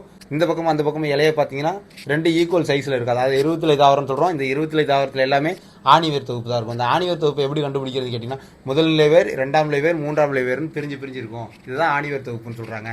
எடுத்துக்காட்டு அவரை, மா, வேம்பு. அதே மாதிரி சல்லிவேர் தொகுப்பு என்ன சொல்கிறாங்கன்னா, ஒரு வித்திலை தாவரத்தில் இருக்கும். இலையை எடுத்து பார்த்தீங்கன்னா 2 பக்கம் ஈக்குவலாக இருக்கும். இப்போ உதாரணத்துக்கு பாருங்கள், புல் பாருங்கள், மக்காச்சோளம் பாருங்கள், மூங்கில கூட பாருங்கள். இதோட இலை வந்து 2 பக்கம் ஒரே மாதிரி இருக்கும். இதை ஒரு வித்திலை தாவரம்னு சொல்கிறாங்க. இதோட வேர் தொகுப்பு எப்படி இருக்கும்? சல்லிவேர் தொகுப்பு இருக்கும். இதில் முதல் நிலை, 2ஆம் நிலை, 3ஆம் நிலை வேர்கள்லாம் இருக்காது, கத்தையாக இருக்கும். இதை சல்லிவேர் தொகுப்புன்னு சொல்கிறாங்க. எடுத்துக்காட்டு நெல், புல், மக்காச்சோளம், மூங்கில் கூட உங்களுக்கு சல்லிவேரில் தான் வரும். அடுத்து வேரின் பணிகள் என்ன? முதல்ல தாவரத்தை நிலைநிறுத்தும். அடுத்து மண்ணிலிருந்து நீரையும் கனிமங்களையும் உறிஞ்சி தாவரத்துக்கு கொடுக்கும். 3வது சில தாவரங்கள் வேரில் தன்னோட உணவை சேமிச்சுக்கும். என்னென்ன? கேரட்டு, பீட்ரூட்டு போன்றவையெல்லாம். அடுத்து தண்டு தொகுப்பு. தண்டு என்ன? பூமிக்கு மேற்படப்பில் தாவரத்தோட மையாச்சை தண்டுன்னு சொல்கிறாங்க. தண்டு என்ன பண்ணும்? சூரியனை நோக்கி வளரும். அது நேர் ஒளிநாட்டம் கொண்டது. வேறு என்ன பார்த்தோம்? நேர் புவிநாட்டம் கொண்டதுன்னு பார்த்தோம். இது நேர் ஒளிநாட்டம் கொண்டது. அடுத்து தண்டின் பணிகள். தண்டின் பணிகள் என்ன? தண்டு, கிளை, இலை, மலர் எல்லாத்தையும் தாங்குது. அடுத்து வேரினால் உறிஞ்சப்பட்ட நீர் தண்டு வழியாக தான் தாவரத்தின் மற்ற பாகங்களுக்கு போகுது. அதே மாதிரி ஆப்போசிட்டில் ரிவர்ஸில் இலையில தானே பச்சையும் இருக்குது, அங்கே தான் ஒளிச்சேர்க்கை நடக்கும். அதில் உருவான உணவை தண்டு என்ன பண்ணும்? ரிவர்ஸில் இலையிலிருந்து தாவரத்தின் மற்ற பாகங்கள் கடத்திட்டு போகும். சில தாவரம் உணவை தண்டில் சேமித்து வைக்கும். எடுத்துக்காட்டு கரும்பு. அடுத்து இலை பார்க்குறோங்க. இலை என்ன அப்படின்னு கேட்டிங்கன்னா, கணுவின் மேல் விரிந்த தட்டையான பசுமை நிறத்தில் தோன்றும் புறாமைப்பு இலைன்னு சொல்கிறாங்க. அதான் இப்போ தட்டையாக இருக்குல்ல, தட்டையாக பசுமை நிறத்தில் இருக்குன்னா அது இலை அப்படின்னு சொல்கிறாங்க. இலை பசுமை நிறத்தில் இருக்க காரணம் என்ன? அதில் இருக்க பச்சையம். அந்த பச்சையம் எதுக்கு யூஸ் ஆகுதுன்னு கேட்டிங்கன்னா, ஒளிச்சேர்க்கை செய்து இலையோட உணவை தயாரிக்க யூஸ் ஆகுது. இதே மாதிரி இலைக்கு அடிப்பகுதியில் பார்த்தீங்கன்னா இலை துளைகள் இருக்கும், அது நீராவி போக்கு யூஸ் ஆகுது. இலையின் பணிகள் என்னன்னு கேட்டிங்கன்னா, ஒளிச்சேர்க்கையின் மூலம் உணவை தயாரிப்பது, ஆல்ரெடி பார்த்துட்டோம் பச்சையம். சுவாசத்திற்கு உதவுது. 3வது இலைத்துளை வழியாக என்ன நடக்கும்னு சொன்னேன்? நீராவி போக்கு நடக்குன்னு சொன்னேன். நீங்கள் அதிகாலையில் பார்த்துருக்கலாம், புல்லில் என்ன இருக்கும்? புல் மேலே தனித்தனியாக சொட்டாக இருக்குல்ல, அது இலைத்துளைகள் வழியாக வந்த தண்ணி தான். அதுதான் நீராவி போக்குன்னு சொல்கிறாங்க. அதே மாதிரி விக்டோரியா அமேசானிக்கான்னு ஒரு செடி சொல்கிறாங்க. இது எப்படி ஞாபகம் வச்சுக்கிறதுன்னு கேட்டிங்கன்னா, விக்டோரியா அமேசானிக்கான்றது என்ன? உலகிலே மிகப்பெரிய காடு. விக்டோரியா அமேசானிக்கிறது ஒரு நீர்வாழ் தாவரம், பெரிய தாவரம் அப்படின்னு ஞாபகம் வச்சுக்கோங்க. அமேசான் பெரிய காடு, விக்டோரியா அமேசானிக்கா பெரிய நீர்வாழ் தாவரம். இது என்ன செய்யும்னா, இதோட ஒரு இலை வந்து 3 மீட்டர் விட்டம் கொண்டதான். அதே மாதிரி 45 கிலோகிராம் எடையை தாங்குமா. 45 கிலோகிராம் நிலையில் ஒரு மனுஷன் மேலே ஏறினா கூட முங்காது, அந்த அளவுக்கு தாங்கும். என்ன செடி? விக்டோரியா அமேசானிக்கா. அதே மாதிரி புவியின் அடிப்படையில் தாவரங்களை ரெண்டாக பிரிக்கிறாங்க. ஒன்று பூக்கும் தாவரம், ஒன்று பூவா தாவரம். பூக்கும் தாவரம் என்ன? சூரியகாந்தி, பூ இருக்குது, செம்பருத்தி பூ, நம்ம பூ இருக்கிற எல்லா தாவரமும் பூக்கும் தாவரம். அதே மாதிரி பூவா தாவரம்னு சொல்கிறாங்க. இது ரிக்ஷியான்னு சொல்கிறாங்க. இது எப்படி ஞாபகம் வச்சுக்கணும்? ஆல்ரெடி சொன்னேன் இல்லையா, ரிக்ஷாக்காரங்களாம் முன்னாடி இந்த ஆட்டோ கார்லாம் வர்றதுக்கு முன்னாடி ரிக்ஷாக்காரங்க நல்லா இருந்தாங்க. இப்போ ரிக்ஷாக்காரங்க பூவா தாவரம் ஆகிட்டாங்க அப்படின்னு ஞாபகம் வச்சுக்கோங்க. பூவா தாவரம் ரிக்ஷியா. அதே மாதிரி விதை அமைந்திருக்கும் அடிப்படையில் ரெண்டாக பிரிக்கிறாங்க. ஒன்று மூடிய விதை தாவரம், இன்னொன்று திறந்த விதை தாவரம். எல்லோரும் உடற்பயிற்சி செய்யணும், எல்லோரும் டெய்லி ஜிம்முக்கு போகணும். அப்போ ஜிம் என்ன பண்ணணும்? திறந்துருக்கணும். அப்போ ஜிம்னோஸ்பம்னா திறந்த விதை தாவரம். ஜிம்முக்கு அதிகம் போகிறவங்களாம் என்ன பண்ணுவாங்க? அதிகமாக கோவப்படுவாங்க, சைக்கோ மாதிரி போகணும். இது சும்மா எல்லாரையும் சொல்லுங்க, ஜிம்முக்கு எல்லோரும் போகணும், உடற்பயிற்சி செய்யணும். இது ஒரு ஷார்ட்கட்டுக்காக சொல்கிறேன். ஜிம்முக்கு போகிறவங்க கோவப்படுவாங்க, சைக்கோ மாதிரி பிஹேவ் பண்ணுவாங்க. இப்போ ஜிம்னோஸ்பம் திறந்த விதை தாவரம், எடுத்துக்காட்டு சைக்காஸ். ஆஞ்சிஸ்பம்னா என்ன? மூடிய விதை தாவரம். நம்ம நார்மலாக பார்க்குறோம் இல்லையா, மாங்காயில் விதைனா கொட்டையை தான் சொல்கிறாங்க. இப்போ மாங்காயில் விதை எங்கே இருக்கும்? உள்பக்கம் இருக்கும். நமக்கு விதை பார்த்தா தெரியாது. விதை மூடிய தவிர அது மாதிரி பலாப்பழம் எல்லாமே. அடுத்ததான் நம்ம வாழிடங்கள் வகைக்கு போயிடலாம். வாழிடங்களை ரெண்டாக பிரிக்கிறாங்க. ஒன்று நீர்வாழிடம், ஒன்று நிலவாழிடம். இப்போ நீர்வாழிடம் பார்க்கலாம். நீர்வாழிடத்தை ரெண்டாக பிரிக்கிறாங்க. ஒன்று நன்னீர் வாழிடம், ஒன்று கடல் வாழிடம். நன்னீர் வாழிடம்னா நம்ம ஆறு, குளம், குட்டை, ஏரி எல்லாம் நன்னீர் வாழிடம்னு சொல்கிறாங்க. அதே மாதிரி நீர் தாவரங்களின் வேர்கள் வளர்ச்சி கொண்டு ஏன் நீர் இல்லாத இடத்துல தான் வேறு ஆழமாக போய் தண்ணியை தேடணும். நீர் தாவரங்களில் நீர் பக்கத்தில் இருக்கும். அதனால நீர் தாவரங்களோட வேர்கள் வளர்ச்சி குன்றியவை தான். அதே மாதிரி தண்டிலும் இலைப்பகுதியில் என்ன இருக்கும்? காற்றறைகள் இருக்கும். ஏன்? அதனால தான் அப்போ தான் இந்த செடியால் மிதக்க முடியும். அதே மாதிரி இந்த பாக்ஸில் கொடுத்துருக்காங்க, தாமரையின் இலை காம்புல காற்று இடைவெளியில் இருக்குது. அதை வச்சு தான் தாமரை மிதக்குது. அதே மாதிரி கடல் நீர் வாழிடம் ரெண்டாவது டைப். முதல்ல நன்னீர் வாழிடம் பார்த்தாச்சு, கடல் நீர் வாழிடம் பார்க்குறோம். பூமியின் மேற்பரப்பில் எத்தனை சதவீதம்? 70% கடல் நீர் சொல்கிறாங்க. அதே மாதிரி ஒளிச்சேர்க்கை நடக்குது. பூமியில் மொத்த ஒளிச்சேர்க்கை நடக்குதுல 40% கடல் நீர் தாவரங்கள் தான் நடைபெறுது. அதே மாதிரி உலகிலேயே மிக நீளமான நதி எதுன்னு கேட்டால் நைல், 6650 கிலோமீட்டர். இந்தியாவின் மிக நீளமான நதி எதுன்னு கேட்டிங்கன்னா கங்கை, 2525 கிலோமீட்டர். அதே மாதிரி அடுத்த ரெண்டாவது டைப் போயிடலாம், நிலவாழிடம். இதை மூணாக பிரிக்கிறாங்க. என்னென்னு கேட்டிங்கன்னா காடுகள், புல்வெளிகள், பாலைவனங்கள். அதே மாதிரி உலகின் நிலவாழிடங்கள் எவ்வளோ? 28%. 70% கடல் நீர் வாழிடம், 2% நன்னீர் வாழிடம். அடுத்து இங்கே ஒரு பாக்ஸ் கொடுத்துருக்காங்க. என்னென்னா 470 மில்லியன் ஆண்டுகளுக்கு முன்பு உருவான நிலவாழ் தாவரங்கள் மாஸ்கல் மற்றும் லிவர் வோர்ட்ஸ். அதாவது 470 மில்லியன் ஆண்டுகளுக்கு முன்னாடியே நிலவாழ் தாவரம் எப்படி உருவாச்சு? மாஸாக உருவாச்சு. அதான் மாஸ்கல் மற்றும் லிவர் வோர்ட்ஸ். அதே மாதிரி அமேசான் காடுகள் உலகிலே மிகப்பெரிய காடுன்னு பார்த்தோம்ல, அது தென் அமெரிக்காவில் இருக்குது. அந்த அமேசான் காடுகள் தான் உலகிற்கு தேவையான ஆக்சிஜனில் பாதி அளவு உற்பத்தி செய்யலாம். அவ்வளோ மரங்கள் இருக்குங்க அர்த்தம் கேஸ். இதில் மொதல் டைப் பார்த்துடலாம். 3 டைப் பார்த்தோம். என்னென்ன? காடுகள், புல்வெளிகள், பாலைவனங்கள் பார்த்தோம். காடுகளை ஃபஸ்ட்டு பார்ப்போம். இதில் வந்து மழையளவு 25 to 200 சென்டிமீட்டராக இருக்கும். இதை எப்படி அளக்குறாங்கன்னா, இதை நீங்கள் நியூஸ்லலாம் பார்த்துருப்பீங்க, சென்டிமீட்டரில், மில்லிமீட்டரில் நியூஸ்லலாம் போடுவாங்க இத்தனை சென்டிமீட்டர் மழை பெஞ்சுன்னு. இதை எப்படி அளப்பாங்கன்னா, 1 சதுர மீட்டர் அளவுள்ள ஒரு கண்ணாடி குடுவை இருக்கும். அதை வந்து என்ன செய்வாங்கன்னா, மழை பெய்யறப்ப டேரெக்டாக வச்சுருப்பாங்க. அது டேரெக்டாக மழை வந்து அதில் விழுகிற மாதிரி. அது எந்த அளவுக்கு சென்டிமீட்டர்லையோ மில்லிமீட்டரில் நிரம்புதோ அதான் அளவுன்னு சொல்லுவாங்க. இப்போ காடுகளில் வந்து ஆண்டு சராசரி மழை அளவு 25 to 200 சென்டிமீட்டர் வரைக்கும் இருக்கும். அடுத்து புல்வெளி வாழிடம் சொல்கிறாங்க. புல்வெளி வாழிடத்துக்கு உதாரணம் என்ன சொல்கிறாங்க? சவானா புல்வெளியை சொல்கிறாங்க. அடுத்து பாலைவன வாழிடம். இது 25 சென்டிமீட்டருக்கு கீழே இருக்கும் ஆண்டு சராசரி மழை பொழுது. அதே மாதிரி உலகில் சுமார் 20% பாலைவனம் தான். உலக வாழிட நாள் என்ன சொல்கிறாங்கன்னா, அக்டோபர் மாதம் முதல் திங்கட்கிழமையை சொல்கிறாங்க. எப்படி ஞாபகம் வச்சுக்கலாம்? அக்டோபர் 2 என்ன? நம்ம காந்தி ஜெயந்தி. அவர் எல்லாரும் சுதந்திரமாக வாழணும்னு ஆசைப்பட்டார். அதனால உலக வாழிட நாள் என்னன்னு கேட்டிங்கன்னா அக்டோபர் மாதம் முதல் திங்கட்கிழமை ஞாபகம் வச்சுக்கோங்க. அடுத்து இங்கே தார் பாலைவனத்தை பற்றி கொடுத்துருக்காங்க. மணல் குன்றுகளாலான மிகப்பெரிய பாலைவனமான தார் பாலைவனம் எங்கே இருக்குது? இந்திய தொண்டை கண்டத்தில் இருக்குது. பாதி இந்தியாவில் இருக்குது, பாதி கிழக்கு பாகிஸ்தானில் இருக்குன்னு சொல்கிறாங்க. அதே மாதிரி தாவரங்களின் தகவமைப்பு மாற்றுக்கள்னு பார்க்குறோம். இதில் முதல்ல பற்றுக்கம்பி பார்க்குறோம். பற்றுக்கம்பி என்னென்னா, தண்டு வந்து மிக மெலிந்ததாக இருக்கும். அதனால் ஸ்டேபிளாக நிற்க முடியாது, கீழே விழுந்துடும். அதுக்காக என்ன பண்ணுன்னா, அந்த தாவரங்கள்லாம் பற்றுக்கம்பி கொக்கி மாதிரி உருவாக்கும். அதை வந்து ரெண்டாக சொல்கிறாங்க. முதல்ல இனிப்பு பட்டாணி சின்னதாக இருக்கும் ஞாபகம் வச்சுக்கோங்க. சிற்றிலைகள் பற்றுக்கம்பியாக மாறி இருக்கும். அதே மாதிரி பாகற்காய்க்கும் பற்றுக்கம்பி இருக்கும். அது எங்கே மாறி இருக்கும்னா, நம்ம கோணமொட்டு எப்படி பாகற்காய் குழம்பு வச்சா வீட்டில் எப்படி இருக்கும்? மூஞ்சி கோணையாக போகும். அதனால பாகற்காய்க்கு கோணமொட்டு பற்றுக்கம்பியாக மாறி இருக்கு அப்படின்னு ஞாபகம் வச்சுக்கோங்க. அடுத்து நம்ம பின்னுக்கொடி பற்றி பார்ப்போம். பின்னுக்கொடியும் பற்றுக்கம்பி மாதிரி தான். அதோட தாவரத்தோட தண்டு என்னவும் மெலித தண்டாக இருக்கும். அதோட ஸ்டேபிளாக நிற்க முடியாது. அதனால என்ன பண்ணுன்னா, பற்றுக்கம்பின்றது தனியாக ஒரு கொக்கி மாதிரி உருவாக்கி படர்ந்து போகும். இதில் என்ன ஆகும்னா, தண்டே வந்து வேலி மேலே அப்படியே படுத்து அப்படியே போகும். அதான் பின்னுக்கொடின்னு சொல்கிறாங்க. உதாரணம் சங்குப்பூ, மல்லிகை. முட்கள் என்ன சொல்கிறாங்கன்னா, பாலைவன தாவரங்களில் ஏற்கனவே அங்கே தண்ணி கம்மியாக இருக்கும். நம்ம இலையை பற்றி படிக்கும்போது என்ன படித்தோம்? இலைத்துறை வழியாக நீராவி போக்குவரத்து நடைபெறும் படித்தோமா? அங்கே ஏற்கனவே தண்ணி கம்மியாக இருக்கும். இதில் நீராவி போக்குவரத்து நடைபெற்றுச்சுன்னா என்ன ஆகும்? அங்கே தண்ணி செடிக்கு ஏற்கனவே கிடைக்கிற தண்ணியே கம்மி தானே. அதனால் அது இலைகளை முட்களாக மாற்றிடும்.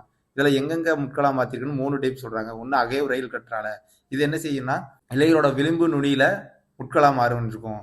அதே மாதிரி சப்பாத்தி கல்லி முழு இலையவே வந்து சிறு முட்களாக மாற்றிடும். அடுத்து காகிதப்பூ வந்து தண்டு பகுதியில் கூர்மையான முட்கள் காணப்படுது அப்படின்னு சொல்லுவாங்க. இதோட இந்த பாடம் முடிச்சு கைஸ். நம்ம அடுத்ததான் இதில் எக்ஸ்ட்ரா ஒரு பாயிண்ட் இருக்குது. என்னென்னா வளரும் பருவநிலையில் அதிவேகமாக வரக்கூடிய தாவரம் என்ன? மூங்கில். இதோட அந்த பாடம் முடிஞ்சு. நம்ம அடுத்த 5வது படத்துக்குள்ளே போயிடலாம். 5வது பட தலைப்பு என்னன்னு கேட்டிங்கன்னா விலங்குலகம்.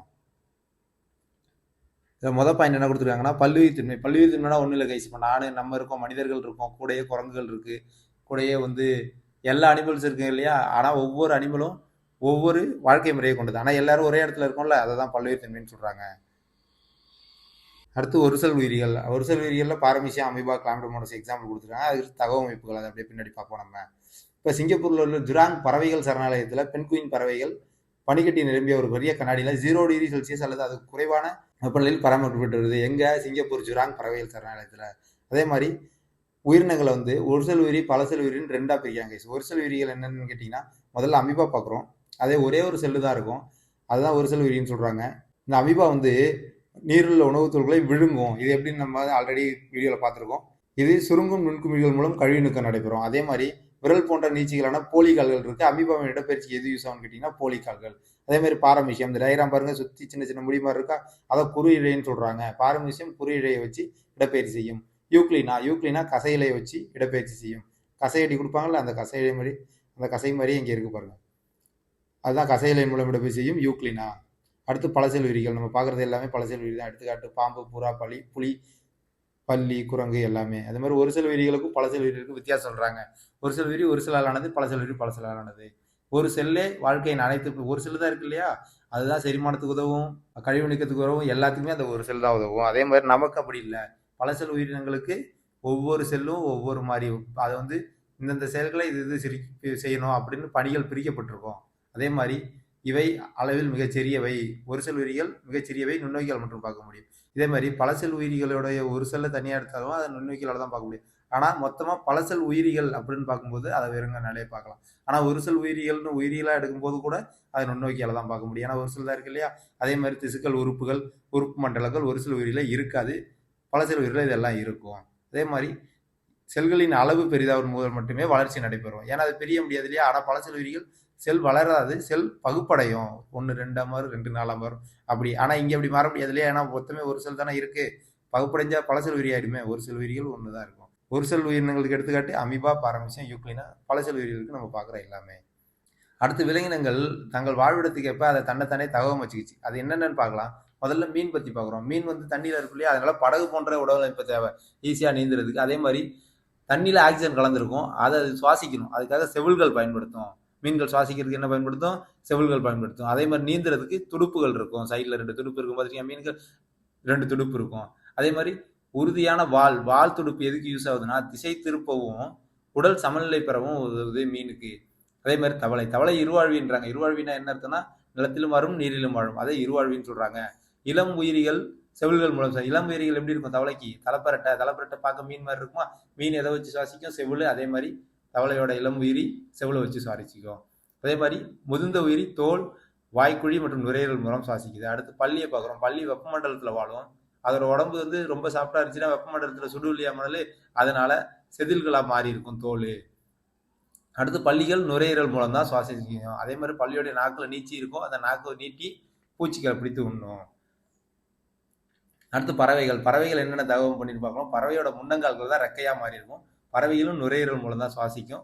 அதே மாதிரி காற்றுகளின் கூடிய எடை குறைந்த எலும்புகள் இருக்கும். அப்பதானே தூக்கிட்டு பறக்க முடியும். கனமான எலும்பு இருந்தால் வெயிட் அதிகமாக இல்லை, தூக்கிட்டு பறக்க முடியாது.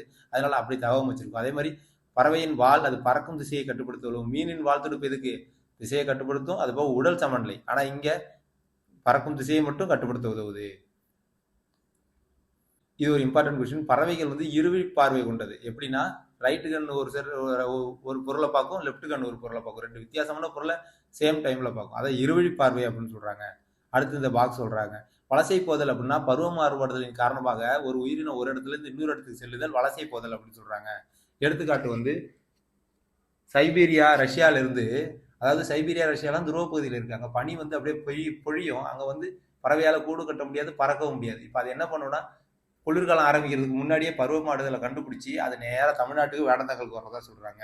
தமிழ்நாட்டில் எங்கெங்க பறவைகள் சரணாலயம் கிட்ட வேடந்தாங்கல், கோடியக்கரை, கூடங்குளம். ஒட்டகத்தை எல்லாருக்கும் தெரியும், பாலைவனத்தில் வாழும். அதோட கால்கள் மிக உயரமா இருக்கும். ஏன்னு கேட்டீங்கன்னா பாலைவனத்தில் ரொம்ப ஹீட் இருக்கும். அது உடம்பு வந்து கீழே தரையில படக்கூடாது அப்படின்றதுக்காக கால்கள் மிக நீளமா இருக்கும். அதே மாதிரி கிடைக்கும் போது தண்ணி அருந்தி நீரை அருந்தி தன்னோட உடல்ல சேமிச்சு வச்சுக்கும். ஒட்டகம் குறைந்த அளவு சிறுநீரை வெளியேற்றும். அதை சாணம் கூட வறண்டுதான் இருக்கும். வேர்வை சுரப்பிகள் ஒட்டகத்துக்கு இருக்காது. இருந்த தண்ணி வெளில போயிடும் இல்லையா, அது கிடைக்கிற தண்ணியே கொஞ்சம் தானே, அதனாலதான். அடுத்து ஒட்டகம் தனது திமிழ் பகுதியில கொழுப்பை சேமிச்சு வைக்கிறதா சொல்றாங்க. உடம்புல நீரை சேமிச்சு வைக்கும், திமிழ்ல கொழுப்பை சேமிச்சு வைக்கும். ஒட்டகத்தோட கால் பார்த்தீங்கன்னா அகண்டு இருக்குங்க. ஷார்ப்பா இருந்தா என்ன ஆகும், மணலுக்குள்ள பூந்துடும், மறுபடியும் அந்த காலை வெளில எடுக்கிற கஷ்டமா இருக்கும். ஆனா ஒட்டகத்தோட கால் பறந்து விரிஞ்சிருக்கும். பரப்பளவு அதிகமா இருக்கிறதுனால என்ன ஆகும்னா அது ஈஸியா நடக்கும். அதனால ஒட்டகத்தை என்ன சொல்றாங்க, பாலைவன கப்பல் அப்படின்னு சொல்றாங்க. குளிர்கால உறக்கம், கோடைக்கால உறக்கம்னு ரெண்டா பிரிக்கிறாங்க. குளிர்கால உறக்கத்துக்கு எடுத்துக்காட்டு ஆமை. அது என்ன செய்யும்னா கோடை காலத்துல மட்டும்தான் ஆமையை பார்க்க முடியும், குளிர்காலத்துல உங்களால பார்க்க முடியாது. குளிர்காலத்துல அது உறங்கிடும். அதே மாதிரி நத்தையை பாருங்க, நத்தையை வந்து நீங்க வெயில் காலத்துல பார்க்க முடியுமா, பார்க்க முடியாது. குளிர்காலத்துல மட்டும்தான் இருக்கும். கோடை காலத்துல என்ன செய்யும், உறங்கிடும். கோடைக்கால உறக்கத்துக்கு எடுத்துக்காட்டு நத்தை. அடுத்து கங்காரு எலி என்ன செய்யும்னா, கங்காரு எலி வந்து பாலைவனங்கள்ல வாழும் கைஸ், அங்க தண்ணி இருக்காது. ஆனா கங்காரு எலியோட உடம்பு எப்படி தகவமைச்சிருக்கும்னா, அது சாப்பிட்ற விதையிலிருந்தே அது தண்ணி எடுத்துக்கிற மாதிரி தகவமைச்சிருக்கும். அதனால கங்காரு எலி வாழ்நாள் முழுக்க தண்ணியே குடிக்கிறது இல்லை. இதே மாதிரி கொஞ்சம் ஒரு 4 எக்ஸாம்பிள் கொடுத்துருக்காங்க தகவமைப்புகள் பத்தி. அது வாழ்ற இடத்த பொறுத்து, அது வாழ்க்கை முறையை பொறுத்து தகவமைச்சிருக்கு அப்படின்னு. துருவக்கரடி எங்க வாழும், துருவ பகுதியில் வாழும், ரொம்ப குளிர் அதிகமா இருக்கும். அதனால என்ன செய்யும், தடிமனான தோல், வெண்மையான ரோமங்களை கொண்டு இருக்கும். அதே மாதிரி பெண்குயின் என்ன செய்யும்னா, பனிக்கட்டி இருந்த இடத்துல இருக்கும். பனிக்கட்டி என்ன செய்யும், திடமாவும் இருக்கும், திடீர்னு கரைஞ்சி தண்ணியாவும் மாறிடும் இல்லையா, திடமாவும் இருக்கும், திரவமாவும் இருக்கும். அப்ப ரெண்டுமே வேணும். என்ன செய்யணும், நீந்தவும் வேணும், நடக்கவும் வேணும். அதனால துடுப்பையும் வச்சிருக்கும், காலையும் வச்சிருக்கும். அதே மாதிரி வரையாடு எப்படி இருக்கும், மலைப்பகுதியில் இருக்கும். மலைப்பகுதியில என்ன இருக்கு, உங்களுக்கு கிளைம் பண்ணணும் இல்லையா, மேலே ஏறணும் இல்லையா, அதனால என்ன செய்யும்னா வலுவான குழம்புகள். அதே மாதிரி மலைப்பகுதியெல்லாம் எப்படி இருக்கும், ஊட்டி கொடைக்கானல குளிரா இருக்கும். அந்த குளிர்ல இருந்து பாதுகாக்க நீளமான ரோமங்கள் வரையாடுக்கு இருக்கும். சிங்கம் காட்டுல வரும், வேட்டையாடி உணவு உண்ணும். அதுக்கேற்ற மாதிரி தகவமைக்கணும் இல்லையா. வலுவான மற்றும் வேகமாக ஓடக்கூடிய தன்மை, இரையை பிடிப்பதற்கு கூர்மையான நகங்கள் வச்சிருப்பாரு சிங்கம். அப்படி அது தகவமைச்சிருக்கு. அதே மாதிரி நமது தமிழ்நாட்டின் மாநில விலங்கு எதுன்னு கேட்டீங்கன்னா நீலகிரி வரையாட சொல்றோம். இதோட இந்த பாடம் முடிஞ்சு கைஸ். நம்ம அப்படியே அடுத்த பாடத்துக்கும் போயிடலாம். அடுத்த படம் பார்த்தீங்கன்னா உடல் நலமும் சுகாதாரமும். இந்த பாடத்துல முதல்ல நலம் சுகாதாரம் அப்படின்னு ரெண்டு ஒரே மாதிரி இருக்கும். ஆனா ரெண்டு வேற வேற கைஸ். நலம்ன்றது மகிழ்ச்சியான வாழ்விற்கு அடித்தளம், ஆனா சுகாதாரம்ன்றது ஆரோக்கியமான வாழ்விற்கான அடிப்படை அப்படின்னு சொல்றாங்க. அடுத்து உலக சுகாதார நிறுவனம் WHO எங்க இருக்குன்னா ஜெனிவால இருக்கு. அது போக படிப்போம். உலக சுகாதார நலத்தை பத்தி என்ன சொல்றாங்கன்னா, நலம் அப்படிங்கிறது முழுமையான உடல், மனம் மற்றும் சமூக நலனை குறிப்பதாகும் அப்படின்னு சொல்றாங்க. உடலின் சமநிலையை பேணுவதற்கான சிறப்பான நிலையை பத்தி என்ன சொல்றாங்க, அதுக்கு பேரு ஹோமியோஸ்டேசிஸ் அப்படின்னு சொல்றாங்க. முக்கியமான கொஸ்டின்ஸ். ஹோமியோஸ்டேசிஸ்னா என்னன்னா, சமநிலையை பேணுகிற சிறப்பான நிலை. அடுத்து நம்ம சாப்பிட்ற ஊட்டச்சத்துக்களை 6 வகையா பிரிக்கிறாங்க. நியூட்ரிஷன்ஸ் வேற ஒன்றும் இல்லை, அது 6 வகையா பிரிக்கிறாங்க சாப்பிட்றது. என்னென்னு கேட்டீங்கன்னா கார்போஹைட்ரேட், புரதம், கொழுப்பு, விட்டமின், தாது உப்புகள், நீர். முதல்ல கார்போஹைட்ரேட் பார்க்கலாம். கார்போஹைட்ரேட் வந்து ஆற்றல் தரும் உணவு கூறு. இந்த கார்போஹைட்ரேட் எங்கெங்க இருந்து எடுக்கலாம்னு கேட்டீங்கன்னா 3 இடத்துல இருந்து எடுக்கிறாங்க. சர்க்கரை, ஸ்டார்ச், நார்ச்சத்து உணவு. சர்க்கரை எங்கன்னா நம்ம இனிப்பா சாப்பிட்ற எல்லாமே, பழங்கள், தேன், கரும்பு சர்க்கரை, பீட்ரூட் எல்லாம் சர்க்கரையில. ஸ்டார்ச் எங்கேருந்து வரும்னா அரிசி, சோளம், உருளைக்கிழங்குல இருந்து வருது. நார்ச்சத்து உணவு ஃபைபர் சொல்லுவாங்க, அது எங்கேருந்து வருதுன்னா முழு தானியங்கள், கொட்டை உணவுகள் மற்றும் பிற ஃபைபரு.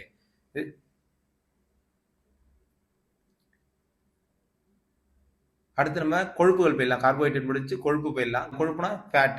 கொழுப்புனா என்ன, அதுவும் ஒரு ஆற்றல் தரும் உணவு. ஆனால் கார்போஹைட்ரேட்டோட அதிக அளவு ஆற்றலை தரக்கூடிய உணவு எங்கெங்க இருக்குன்னா முட்டையின் மஞ்சள் கருவுல சிவப்பு இறைச்சிலையும் கொழுப்பு இருக்கு அப்படின்னு சொல்றாங்க.